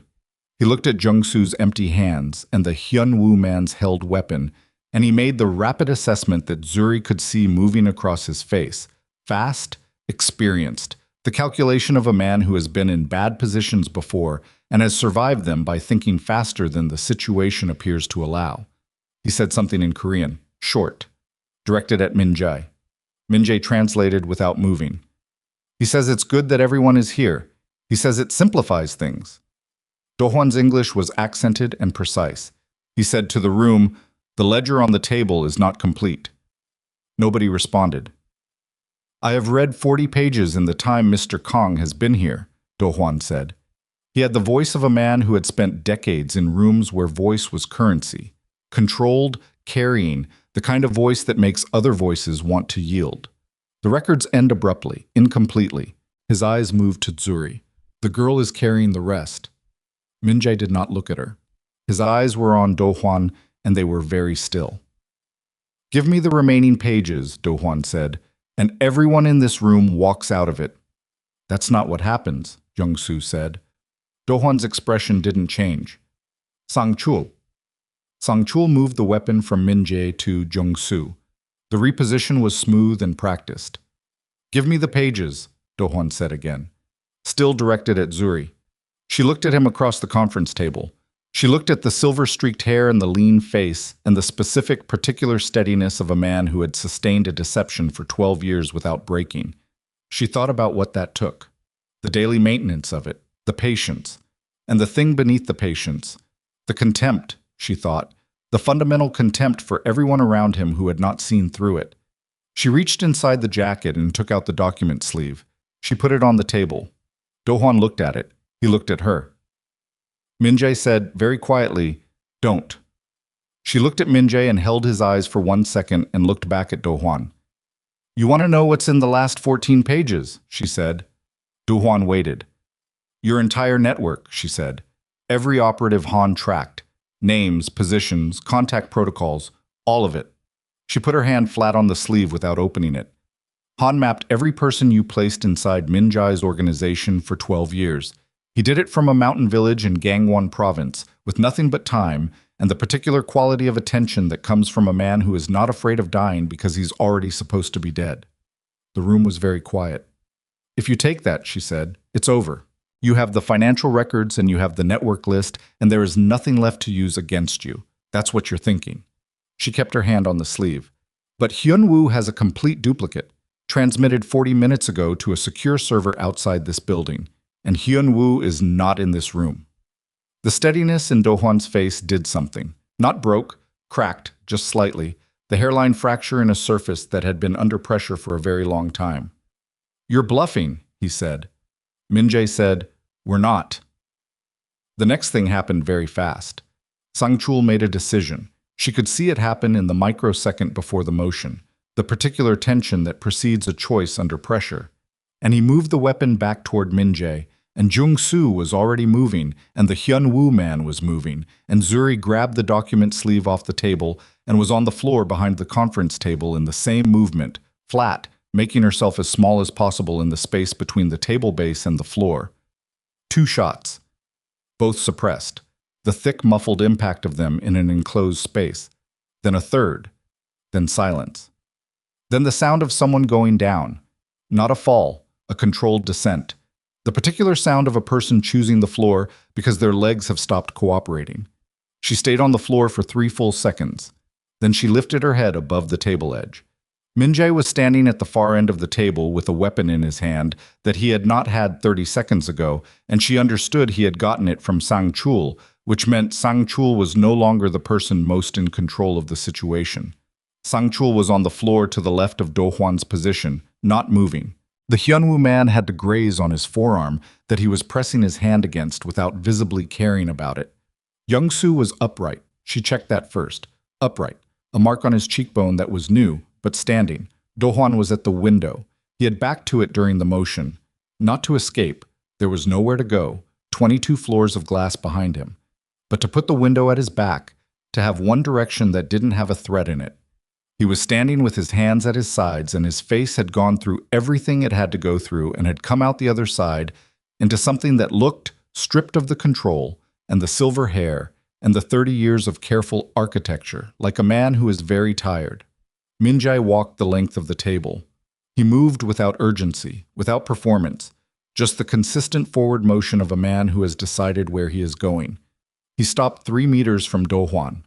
They stood looking at each other, two men who had sat across tables for over a decade, who had built things together and eaten together and buried people together, and one of them had spent that entire time building a knife and waiting for the angle. Do-hwan said, in Korean, something short. Min-jae translated for the room. It was not necessary. She understood it wasn't for the room. He translated it because he wanted her to hear it. He says Han Seong-ho was a man who lived in the past. He says loyalty to a dead code is not loyalty, it's weakness. He says everything he built was more efficient, more profitable, more modern than anything Han ever achieved. Min-jae's voice was absolutely flat. He says I should understand that. Do-hwan spoke again. Min-jae listened. He said to Zuri, he says Han's way produced one organization. His way produced 10 revenue streams and political cover in 4 government ministries and connections that will outlast tonight. He says a man who can build that is not a traitor. He is an architect. Zuri looked at Do-hwan. She said, ask him how many people died for the architecture. Min-jae looked at her for a moment. Then he said it, in Korean. Do-hwan's jaw moved. He said something brief. He says that's not a relevant question, Min-jae said. It is to the people who died, Zuri said. Do-hwan looked at her. He looked at her with the specific assessment of a man encountering something he had categorized incorrectly at the beginning and is only now revising, not with respect, not with warmth, but with the grudging acknowledgement of a chess player who realizes the piece he dismissed has reached the back rank. He said something else to Min-jae, longer this time. Min-jae was quiet for a moment after he heard it. He's offering a deal, Min-jae said. The names of every political contact he has, every compromised official, every paid judge, every ministry connection, all of it, voluntarily, in exchange for leaving the country. Jung-soo made a sound, not a word. Min-jae looked at Do-hwan. The room waited. The Han River through the rain-streaked glass was beginning to lighten at its edges. The very first dilution of dark before dawn. The sky over the water going from black to something that was not yet blue, but remembered the possibility of it. Min-jae said, in English, so that all of them could hear it. Han Seong-ho spent 12 years in a village building the case that would bring you here. I gave up 12 years of his life, his identity, the organization he built, every person he had built it with, because he believed that what was inside your ledger was more important than his survival. He paused. You want to know why that matters? You want to know why I won't take the deal? He looked at Do-hwan steadily. Because power built on betrayal is not power. It's fear in an expensive suit. And I am done being afraid of what you built. Do-hwan looked at him. Something moved in his face for the last time. Not the crack from before, but something deeper, the actual fracture, the recognition of a man who has finally heard the thing he cannot argue with because it isn't an argument. It's a fact, stated by someone who means it in their spine. He looked at the window. He looked at the river. He looked at the document sleeve in Zuri's hands. And then Park Hyun-woo came through the office door with 4 men behind him, and the room that had been balanced on the edge of something finally, at 4:11 in the morning, tipped toward its conclusion. Hyun-woo looked at Min-jae. He looked at Do-hwan. He looked at the room, at Sang-chul on the floor, at the graze on his own man's arm, at Jung-soo standing against the wall with new blood on an old face. He said, in English, 2 words. It's done. Do-hwan did not resist when Hyun-woo's men moved to him. She would remember that later. The specific absence of resistance. The way he let his hands come up without making anyone force them. Whether it was dignity or exhaustion or the simple arithmetic of a man who understood when the numbers had stopped working in his favor, she couldn't tell. Maybe all 3. Maybe none of them. She stood at the end of the conference table with the document sleeve in both hands, and she was shaking. Not visibly. She controlled the visible part. But internally, somewhere between her sternum and her stomach, something that had been locked hard against itself for the last 3 hours was releasing. and the release felt worse than the holding, the way injuries hurt more once the adrenaline drops. Min-jae came to stand beside her. He didn't say anything for a moment. He looked at the river through the glass the same way he'd looked at it from his penthouse the night she'd first seen it, with the particular quality of a person who needs something that doesn't have a name, that views fill in for but don't replace. Then he said, "The 14 pages." She held the sleeve out. He took it. He didn't open it. He just held it, in both hands, the way he'd held the brass key in the warehouse before he put it in his pocket. "Han would have been here," he said. It came out quiet and slightly uneven at the edges. The first uneven thing she'd heard from him. If he'd had more time. "He was here," Zuri said. Min-jae looked at her. She thought about the key and the coordinates and the voice authentication phrase, and the name carried across an ocean in the memory of a waitress from Chicago, assembled in the right room at the right moment with the precision of a man who had 30 years of experience building things that lasted. "He was here the whole time," she said. Min-jae held the document sleeve and looked at the river and did not speak, and outside the rain had finally, genuinely, completely stopped, and the sky over Seoul was doing what skies do in the last minutes before dawn, the very slow and private work of becoming something other than dark, 1 degree at a time, until the change was undeniable. Jung-soo had his phone out and was making calls in the methodical way of a man working through a list in order of urgency. Hyun-woo's men had Do-hwan against the far wall and were doing what needed to be done. The Hyun-woo man with the grays had found something to wrap his arm with and was back at the door. The room was, for the first time since Zuri Coleman had entered a jazz lounge 11 days ago, no longer in motion. She stood in the stillness of it and felt the shaking that nobody could see and breathed through it, the way Daniel had taught her. 4 counts in, 4 counts out. Not because it fixed anything, but because it gave the body something to do while the mind caught up. And she looked at the ledger on the table, the copy, its pages slightly disordered from being read and set down and picked up again through the night. 12 years of one man's patience, and 1 night to deliver it. Hyun-woo crossed the room to Min-jae and spoke low and fast in Korean. Min-jae listened and nodded once. He looked at Zuri. "The prosecutor," he said. "Baek Tae-sung. He left Seoul 3 hours ago." She stared. He ran. Someone warned him. Min-jae's jaw was tight. "One of Do-hwan's external contacts. He's at Incheon Airport. Or was, 2 hours ago." He paused. "His name is in the last 14 pages. She looked at the document sleeve in his hands. He looked at it too. "Hyun-woo has contacts in airport security," he said. "If the pages are transmitted to them in the next 20 minutes, then do it," she said. He looked at her.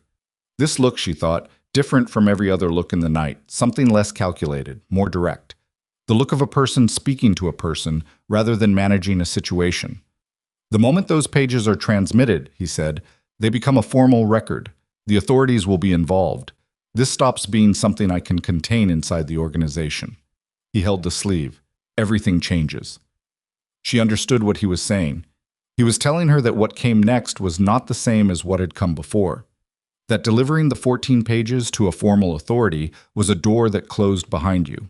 She thought about Han Seong-ho in the mountain village, writing his columns of evidence for 12 years, knowing what delivery would cost, doing it anyway. "Everything already changed," she said, "the moment I said his name." Min-jae held her gaze for 3 full seconds.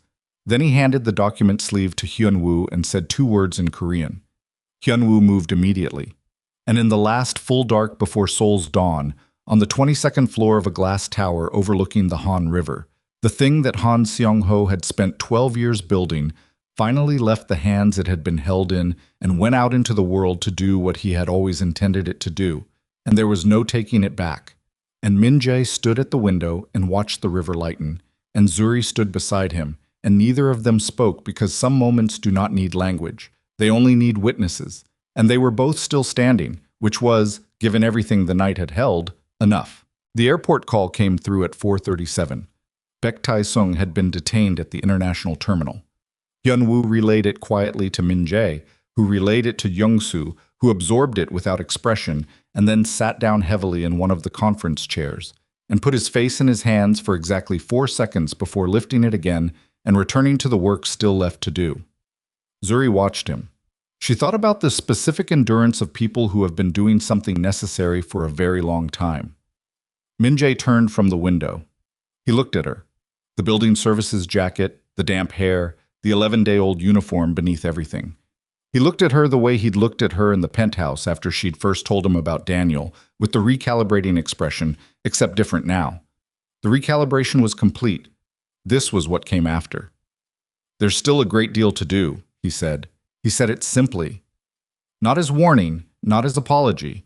Just as fact, the clear-eyed acknowledgement of a man who has dealt with one crisis and can see the next one clearly from here.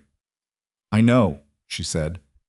"The organization needs to be rebuilt, the compromised members identified and removed, the political connections severed safely." He paused. "It will take months. Longer." She looked at him steadily. "Okay." He looked at her steadily back. Something passed in that exchange that didn't require more words. An understanding, provisional, earned, built from a single impossible night rather than years, but real. The way things are real when they have been tested rather than assumed. Outside the window, Seoul was waking, indifferent and vast, and the river was fully gray now with the first flat light of a morning that had arrived without anyone asking for it, as mornings do. The night was over. What came next was not an ending. It was the longer, harder, more ordinary work of building something on the foundation that a dead man had cleared. And two people who had not known each other 3 hours ago were going to have to figure out, together, in the daylight, exactly what that meant. The first thing that happened in the morning was nothing. Not nothing in the sense of calm, nothing in the sense that the machinery of consequence had not yet started turning visibly. And that gap between action and outcome has a specific texture, dense and suspended, like the moment after a glass tips and before it hits the floor. Everyone in that office on the 22nd floor understood the gap was temporary. Nobody said so.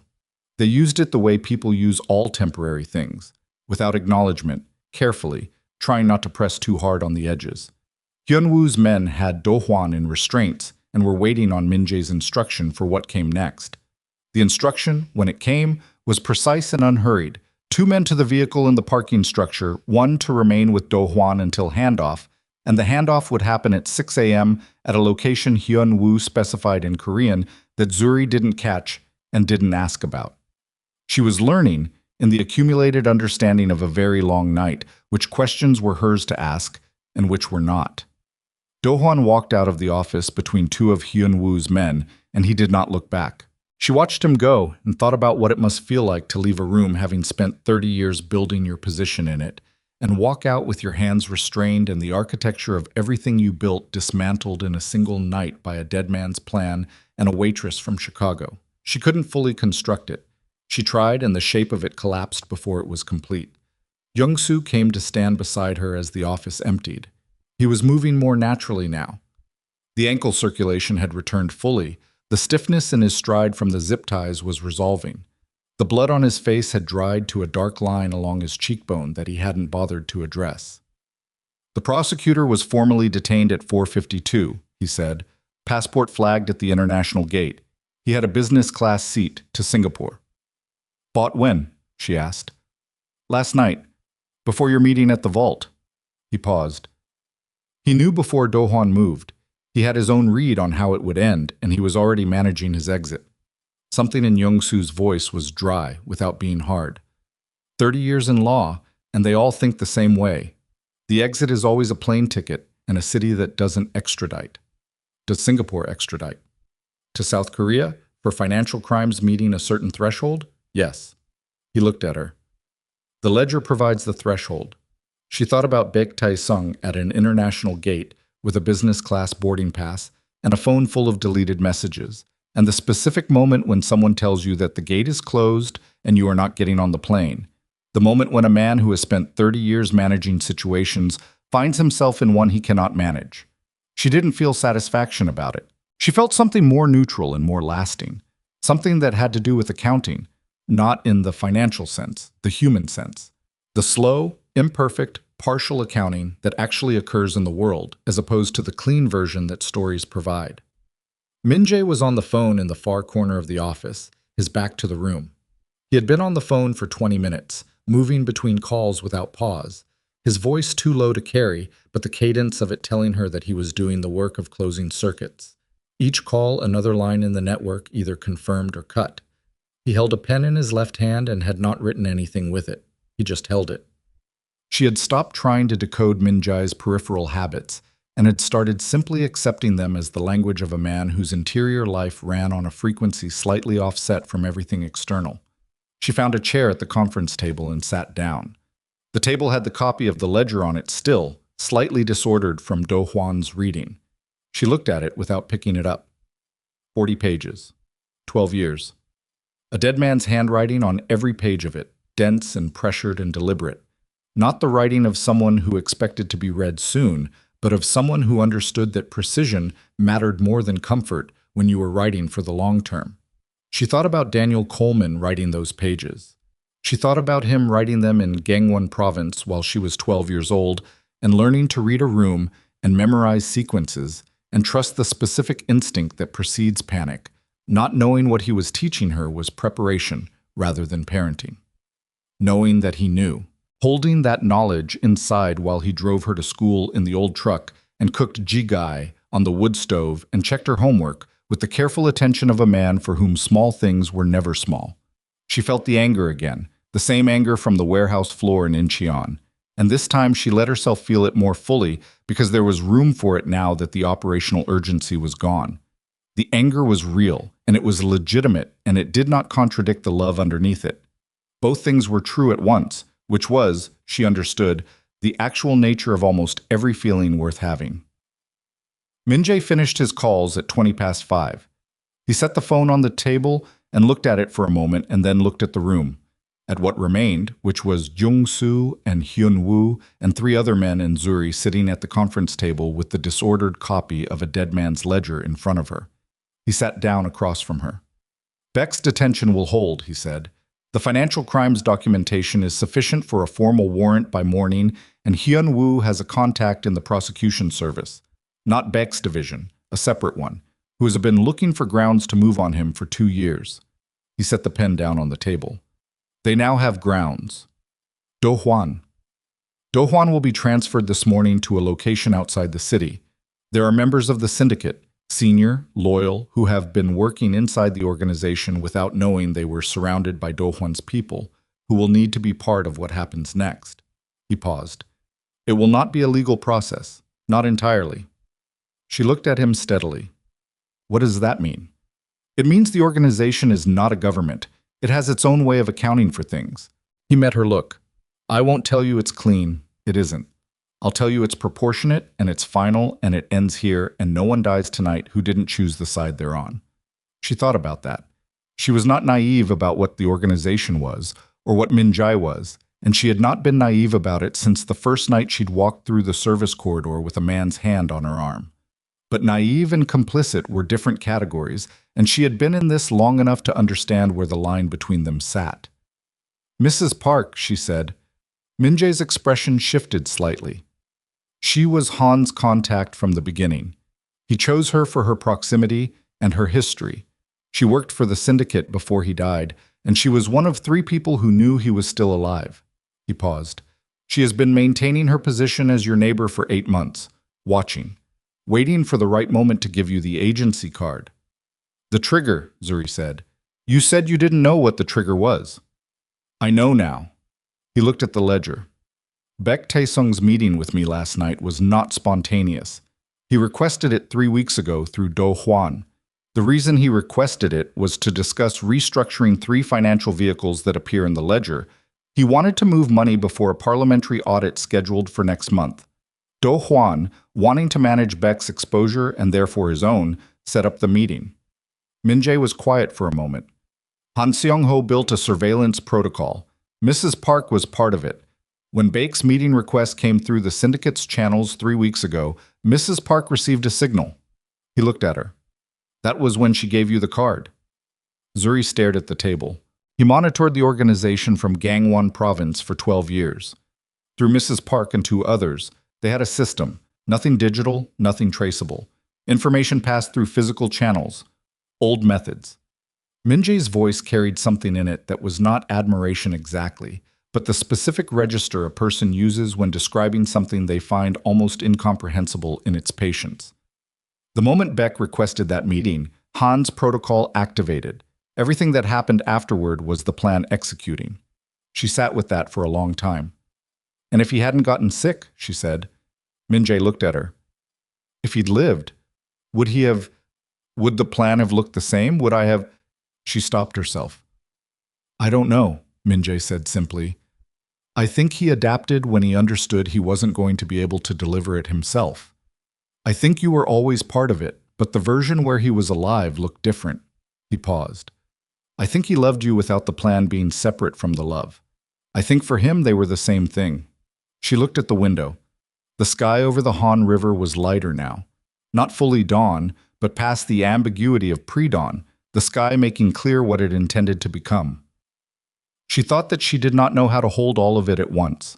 The love and the planning and the 12 years and the dying and the key in the closet floor and the name carried across an ocean. She did not know how to organize it into something that felt resolved because she was beginning to understand that it wasn't going to resolve. It was just going to become part of her the way all the large things become part of a person.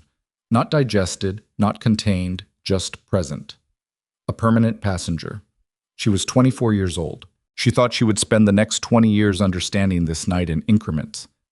Hyunwoo appeared at Min-jae's shoulder and spoke briefly. Min-jae listened and stood. I need to go, he said to her. There are people who need to be reached before the business day begins. Senior members who have been working inside a compromised structure without knowing it. They need to hear from me directly before they hear from anyone else. He looked at her with the specific directness he'd been using since the penthouse, the way of looking that didn't perform.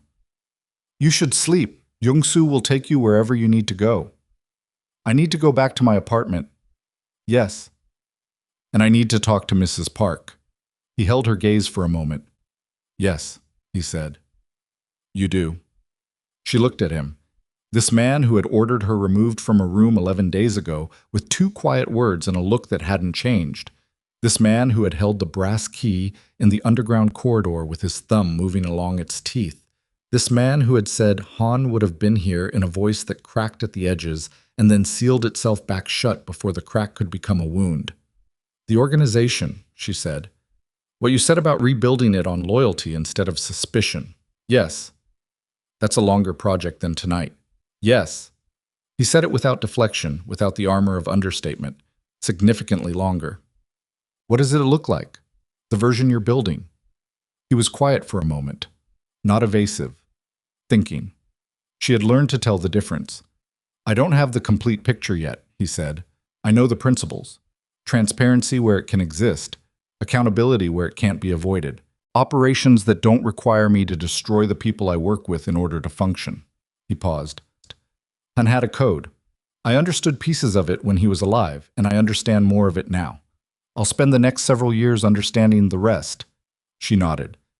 He picked up the copy of the ledger from the table and held it and looked at it and put it in his jacket. He held his hand out. She looked at it for a moment.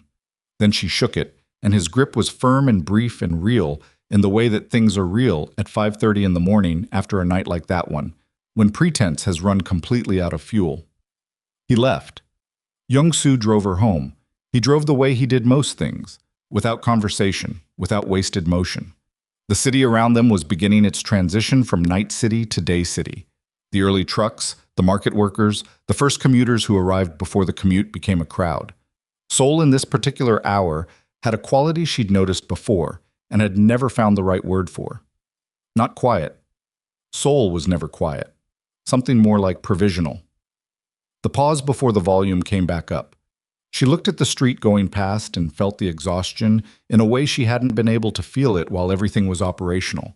It lived in her eye sockets and in the muscles of her jaw and in the specific ache of her forearms from gripping the clipboard and the blade and the sleeve and the railing of 7 stairwell flights in the dark. Your face, she said to Young-soo. He glanced at her in the mirror. It's fine.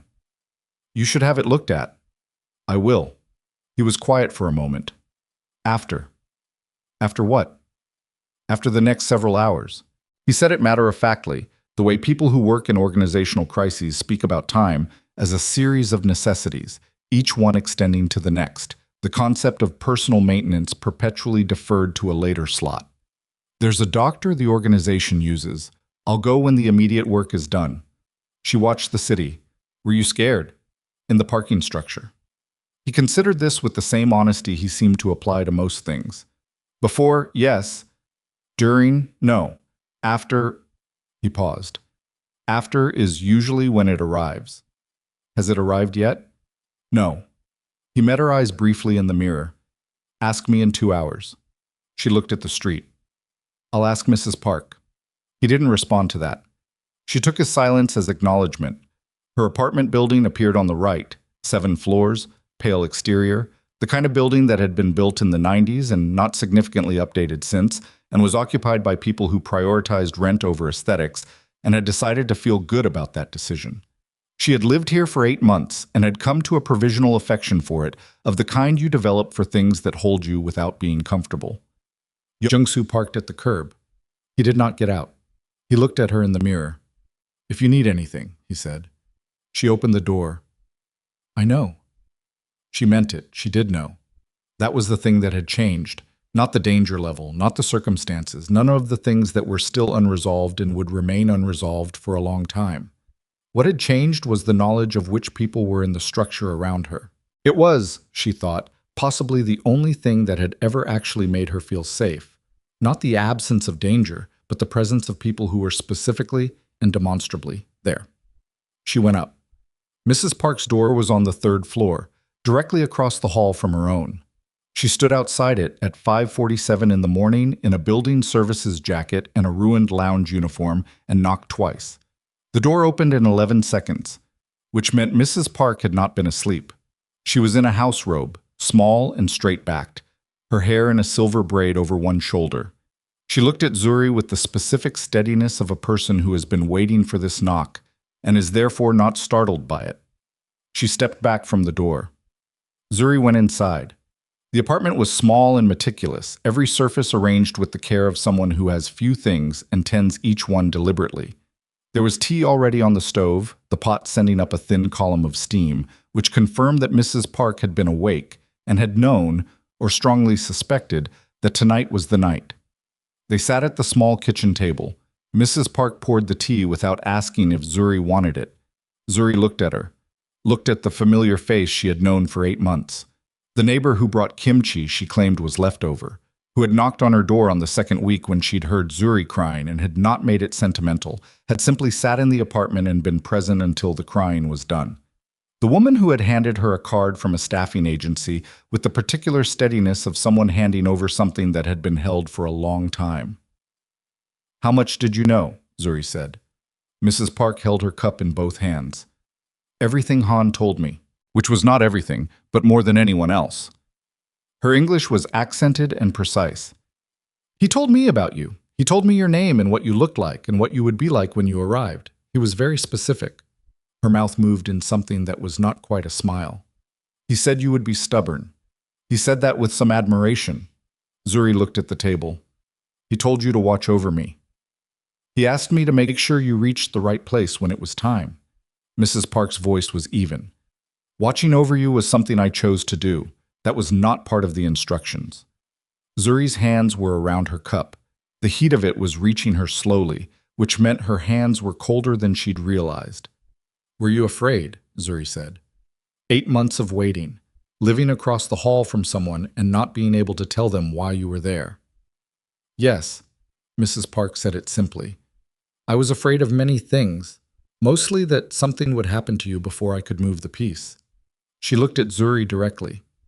He trusted me with the most important part of the plan. I did not want to be the reason the plan failed. Why did he trust you? Mrs. Park was quiet for a moment. She looked at the steam rising from her cup. I worked for him for 18 years. I was in the organization from before he built it into what it became. I saw what he built, and I saw what it cost him, and I saw what was taken from him. She paused. He trusted me because I was the only one who knew what Dohwan was and said so, in 2009, 3 years before the explosion. He didn't listen then. I think he spent the 12 years in Gangwon province understanding that I had been right and deciding that the next time I said a thing was true, he would build the plan around it. She set her cup down. That is how you earn trust from a man like Han Seong-ho. You tell him the truth when it is inconvenient, and you wait. Zuri looked at her. I'm angry at him. I know. I'm angry that he didn't tell me, that I spent my whole life not knowing what I was being prepared for. Yes. Mrs. Park held her gaze without deflection. That anger is correct. It is the right anger for the right reason. He knew you would feel it. She paused. He said to tell you, if you came to me after, he said to tell you that he knew it was not fair. He used that exact word, not fair. He said he chose it anyway because he could not think of another way to keep you safe and still have the plan work, and he was sorry that those two things required the same choice. Zuri held still. She held very still and felt the thing in her chest that had been sealed since the hospital room in Chicago in November of the previous year.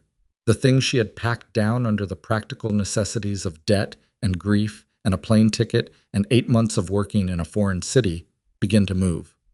Not break. Move. Like ice at the first degree above freezing, when it has not yet changed but has begun the process of changing, and the process is real even though the surface still looks the same. She didn't cry. She sat at Mrs. Park's kitchen table with her hands around a cup of tea and felt the thing moving and held it and let it move. Mrs. Park did not speak. She had the quality of someone who understands what silence is for and refuses to fill it with comfort that would only interrupt. After a while, Zuri said, he was right that it wasn't fair. Yes. And I'm going to be angry for a while. Yes. And he still did the only thing he could. Mrs. Park looked at her. Yes, she said quietly. That is all three things at once. That is what the people who love us leave us with when they go. Zuri drank the tea. It was barley tea, the kind Daniel had made every winter morning, and the taste of it was so specific and so immediate that she had to set the cup down and look at the wall for a moment before picking it up again. She left Mrs. Park's apartment at 7:15. She went across the hall and opened her own door and stood inside it for a moment, looking at the small apartment that was still the same apartment it had been yesterday morning. The secondhand furniture, the accounting textbooks on the shelf, the coat hook by the door with her regular jacket hanging on it, untouched. Everything exactly where she'd left it. She stood in the doorway of her own life and understood, in the specific way that only a night like this can produce, that the room had not changed, but the person standing in it was not the same person who had left it. She slept for 4 hours. Not well, but the kind of sleep that the body takes because it has run out of alternatives, dense and dreamless and complete, the body making its own executive decision while the mind had no remaining say in the matter. She woke at 11:17 to her phone, a number she didn't recognize. She answered it. It's Min-jae. She sat up. New number. 3 of them. His voice was the same voice, the register she'd been listening to for a very long night, controlled and level with the specific texture that she'd learned to read under the control. The morning has been substantial. Tell me, he told her. The syndicate's senior members had been contacted through Hyun Woo, who had served as the first wave, men who had worked for Han originally and had continued under Min-jae without knowing that Do Hwan's people occupied the rings immediately around them. Their response, as Min-jae described it, was the response of people who had been maneuvering in an environment they understood to be compromised without knowing the specific nature of the compromise. Relief, followed immediately by the kind of anger that comes from relief, followed by a controlled determination to address what needed addressing. Do Hwan's people within the organization, the names from the final 14 pages, had been identified by morning. Some had left overnight when they understood that the operation had failed. Most had not. The ones who had not were now in conversations that were, Min-jae said, ongoing. He did not elaborate. She did not ask him to. Lim Sang-chul, she said, from the office. He'll survive, Min-jae said. He'll wish, for a period, that he hadn't. And then he'll understand the terms of what comes after and make a decision about them. What are the terms? Complete disclosure. Every contact, every channel, every instruction he received from Do Hwan over 3 years. In exchange for a continuation of existence that does not involve active suffering. He paused. He's a practical man. He'll choose disclosure. She looked at the ceiling of her apartment.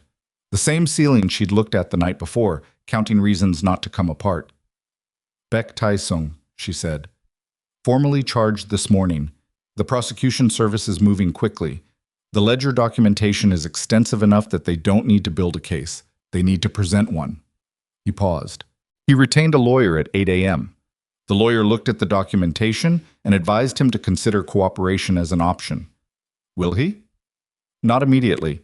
Men like Baek believe until very late in the process that their connections will hold. He has connections that appear solid. They will not hold once the financial documentation circulates, which it will begin to do this afternoon. She sat on the edge of her bed. The window of her apartment showed a strip of Seoul sky, pale, clean, the kind of sky that happens after real rain has moved through and taken the accumulated density of the air with it. What about the lounge? She said. A pause. The lounge? The jazz lounge, the basement, the women and men who work there. She looked at the window. They were there 11 days ago when I was dragged through a service corridor. They went home that night and came back the next shift, and they don't know what happened. Some of them have been working in that building for years. They deserve... She stopped. I don't know what they deserve. Something. Some acknowledgement that they're not just furniture. Silence on the line for a moment. The lounge will continue to operate, Min-jae said, under revised terms. The staff are not part of the organization. They were always civilian employees and they'll remain so. Their situation doesn't change. He paused. Your situation, however. I know. You can't go back, not as a waitress. I know. The debt. He said it without embarrassment, just directly. Han's medical debt. The reason you came. She had been waiting for this. Not with dread, just waiting. The way you wait for a conversation that you know is coming and can't be had before the other conversations are done. What about it? She said. It will be addressed. Fully. That is not negotiable, and it is not generosity. It is a consequence of the fact that Han Seong-ho's plan required your participation, and your participation put you at significant risk, and the organization bears responsibility for both of those things. His voice was careful and even. I am not offering you charity. I am acknowledging a debt of a different kind. She sat with that. He would have said the same thing. He probably would have said it better. She almost laughed. It was close enough to laughter that it surprised her. There's something else, Min-jae said. She waited. The accounting work. The community college courses you mentioned. You said you were studying accounting. I was. I had to stop when I took the lounge job because the hours... There is a legitimate financial oversight function that needs to be built inside the organization from the ground up. Independent. With authority to flag, report, and if necessary escalate to external authorities. He paused. It requires someone who understands numbers, who is not from inside the structure, who has demonstrated they can be trusted with information that would destroy a person if used incorrectly. Another pause. I'm not asking you now. I'm telling you it exists, and that when you're ready to think about what comes next, it is one of the things that comes next. She looked at the pale Seoul sky through her window for a long time. You're rebuilding it, she said, attempting to. Han's way. A version of it, updated for what the last 12 years have actually required. His voice was honest in the way it had been honest since the penthouse. Not performing openness, just being open, the way a person is open when they have recently been forced to confront everything they were wrong about and have decided to keep that confrontation in the front of the room rather than pushing it to the back.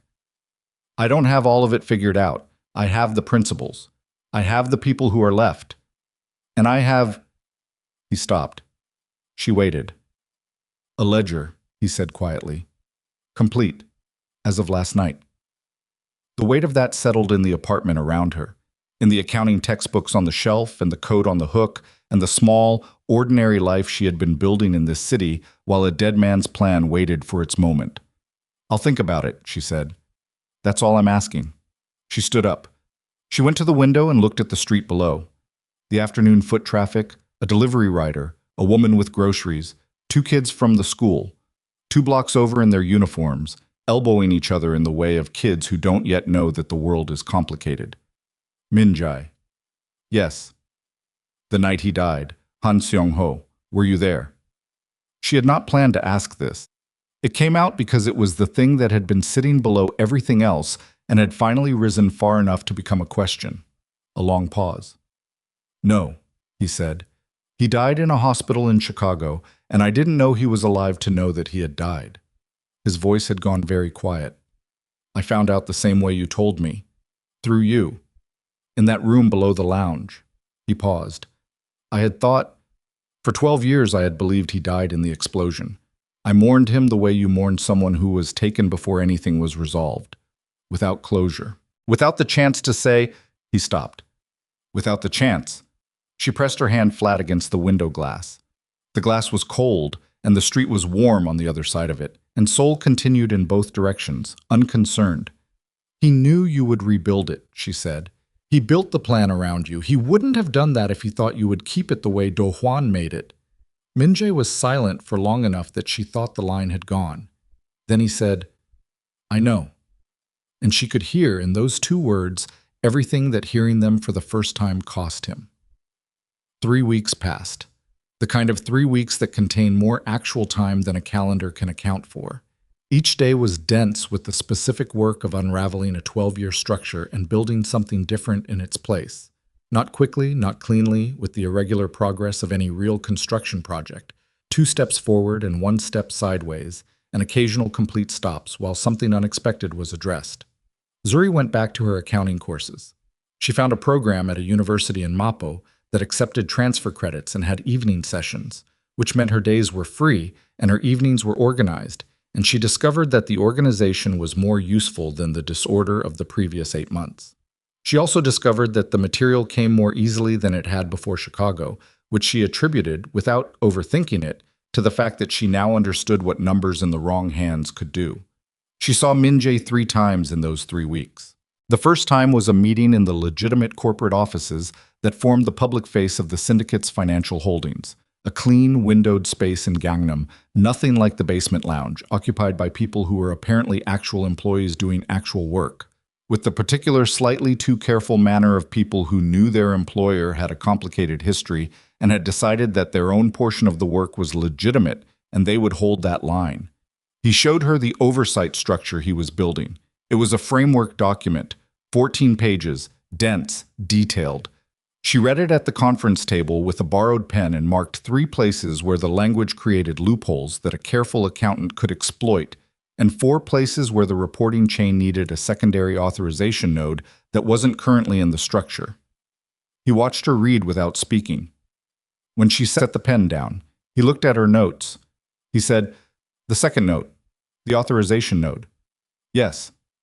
Han had something similar in the original structure. He looked at the page. Do Hwan removed it in 2014. She looked at him. Of course he did. He almost smiled. It was brief and not complete, but it was the closest thing to it she'd seen on his face, and it rearranged his whole face when it happened. Younger, and something behind the younger that was not youth, but the quality that remains in people who were once young in the presence of someone they admired and are remembering it. The second time she saw him was at Jung-soo's insistence. Jung-soo had called her on a Tuesday afternoon and said simply that the senior members of the reorganized syndicate were meeting that evening, and that Min-jae had asked whether she would be willing to attend, not as a participant, but as someone present. She had asked why. Jung-soo had said, "Because they need to understand who Han Seong-ho trusted enough to carry the plan, and because Min-jae thinks you should hear the accounting from the people who were inside it." She went. The meeting was in a private room above a restaurant in Itaewon. 11 people, most of them older, all of them with the specific bearing of people who have been doing dangerous work for long enough that the danger has become ordinary. They looked at her when she came in with the particular assessment of people evaluating a variable, and she let them look, and she sat where Jung-soo indicated, at the side of the room rather than the table. Min ran the meeting without ceremony. He covered the organizational changes, the personnel removals, the financial restructuring, the legal exposure from the prosecution of Baek Tae-sung and Do Hwan's ongoing process. When he reached the section about Han Seong-ho, he spoke plainly. The 12 years, the surveillance, the plan, the delivery. He referred to Zuri once, briefly, by name. Several of the men at the table looked at her when he said it. One of them, oldest in the room, A man with a face like old teak, lines running deep in every direction, spoke in Korean at the end of Min-jae's account. Slow and deliberate. Min-jae translated for her, quietly, afterward. The man had said, Han Seong-ho once told him that the best plan is the one that accounts for the planner's own absence, and that only a man who is genuinely prepared to be absent could build that kind of plan. He had thought, the old man said, that this was Han talking about death in the abstract. He understood now that Han had been talking about something more specific, and that the woman sitting at the side of the room was the proof that Han Seong-ho, even in his absence, had known exactly what he was doing. She listened to Min-jae translate and looked at the table in front of her and felt the thing in her chest move again. Not the anger this time, something below the anger, the layer that the anger had been sitting on top of, that had needed the anger to be worked through before it could be reached. She did not say anything. There was nothing to say that would have added to what the old man had said, and she had learned enough about this world in the last several weeks to understand that the appropriate response to that kind of acknowledgement was presence rather than words. The third time was not a meeting. It was a Sunday morning, 5 weeks after the night in the vault, and Min-jae had called and asked simply if she wanted to come to the roof of his headquarters building, which she had not seen since the night she'd been driven there in the black Genesis with no plates. She came. The roof had a clear sightline over the Han River in both directions, the city spreading out from both banks in every variation of height and age and function that a city accumulates when it has been building itself for a long time without pausing to make anything consistent. Seoul in morning light had a quality she had come to recognize over 8 months of living in it, assertive and indifferent in equal measure, the quality of a place that will let you be exactly who you need to be if you are willing to match its pace. Min-jae was standing at the north edge with his hands in his jacket pockets when she came through the roof access door. He heard her and turned. He looked like someone who had been standing there long enough to have worked through something and had arrived at the far side of it. Jung-soo's face healed, she said. The cheekbone. Yes. He's annoyed that it healed crooked. Min-jae looked at the river. He says it gives him character. I told him he had enough. She stood beside him, not close, a conversational distance, the distance of people who are not yet sure what the distance should be. Do-hwan's process, she said, concluded 3 days ago. He said it evenly. He understood the terms. He chose them over the alternative. She didn't ask what the alternative had been. She understood enough now to understand that asking would require him to tell her something that she would then have to carry, and she made the deliberate choice not to carry it. That was also something she was learning, which things to carry and which to decline. The distinction was not always comfortable, but it was real. Beck is cooperating, Min-jae said. His lawyer was right about the connections not holding. 4 of the connections he relied on are themselves under investigation now. The ledger had lateral documentation on their involvement that neither of them knew existed. He paused. Han was thorough. He was very thorough, she said. Sang-chul disclosed everything. The full picture of Do-hwan's network is clearer now than it has ever been. He was quiet for a moment.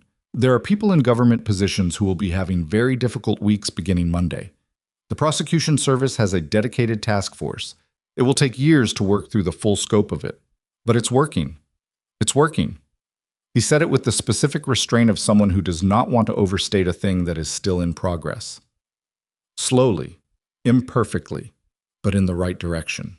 She looked at the river, a boat moving slowly eastward on the gray-green water, unhurried. The kind of boat that carries things rather than people, just moving its weight from one point to another in the patient, methodical way of working vessels. I spoke to the university program about the spring semester, she said. He looked at her. The accounting program. They have a concentration in forensic accounting, financial fraud investigation. I talked to the department chair last week. She kept her eyes on the river. It's a 2-year program past my current credits. There's a practicum component, field work in a structured environment. Min-jae was quiet. I told him I might have a placement, she said. Still quiet. Then, might? I haven't decided. I understand. She turned and looked at him. He was looking at her with the expression she had first identified in the car when he'd translated the message and shown her the photograph of Jung-soo. The expression that was doing more than the face was showing, the careful visible surface and the less careful thing underneath. "I want to understand something," she said. "Ask." "Last night, the night of all of it, you didn't know me. You had no reason to trust me except for a name." She held his gaze. "But you did trust me, from very early. Not entirely, not all at once. But you moved toward trust faster than the situation warranted." He was quiet for a moment. "Han chose you," he said finally. "I trusted Han above everyone. I didn't know he was alive. I didn't know the plan. But I knew. When the name came through the way it came through in that room, in that moment, I knew it was him. The signature of it." He paused. "Han never did anything that wasn't deliberate. If he had chosen someone to carry the most important piece of the plan, that person would be the right person." He looked at her directly.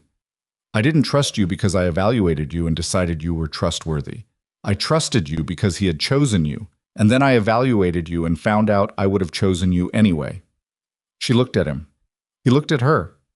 The river moved below them, and Seoul spread in every direction, and the sky was the particular clean blue of a morning after rain, and somewhere in the city Mrs. Park was probably making barley tea, and Young-soo was probably already at work, and Park Hyun-woo was probably doing whatever Hyun-woo did on Sunday mornings. And in a village in Gangwon province, there was a small house that no longer had anyone in it, with a wood stove and a closet floor with a board that had held a brass key for 12 years. She had gone back once, in the second week. Driven out alone on a rented car, the coordinates from the ledger reversed to find the origin point. The house was still standing, maintained, she understood now, by someone Han had arranged to maintain it. Another thread in a network so complete that she would probably spend years finding all the ends of it. She had stood in the kitchen where he had cooked every morning for 12 years, in the province where he had hidden himself and built his case, and raised his daughter, and prepared the plan that would outlast him. She had put her hand on the wood stove that she had once watched him start every morning before anything else, even before the kettle, because in the mountains the cold was real and had to be addressed directly. She had stood there for a long time. Then she had locked the door behind her and driven back to Seoul, and she had not gone back since, but she thought she would again eventually when she knew better what she was going back for. "The spring semester," Min-jae said. "Yes. 2 years. Approximately." She looked at the river. "People who rebuild things from the ground up usually need that kind of time. Longer, sometimes." "Yes," he said. "They usually do."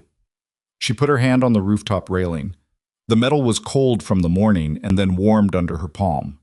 He reached out and put his hand over hers. Not a romantic gesture, something more grounded than that, more earned. The contact of two people who had been through something that cost them both and were standing on the far side of it, in the specific uncertain brightness of a morning that had arrived anyway, regardless of how the night had been, because mornings have no patience for catastrophe and no interest in whether you are ready. She did not move her hand. Neither did he. Below them, the Han River carried its working boat eastward toward whatever the boat was going, and Seoul breathed its enormous Sunday breath, and the sky held above everything, indifferent and very blue. And two people stood on a rooftop and looked at the horizon that the city made and understood, without saying so, that what came next would not be easy, and would not be simple, and would not be the end of difficulty. It would be the beginning of something that required both of them to remain. And they were both still standing, which was, when everything else had been accounted for, and all the ledgers had been read, and all the plans had been delivered, and all the names had been said aloud in the rooms where they needed to be heard, which was, in the end, exactly enough.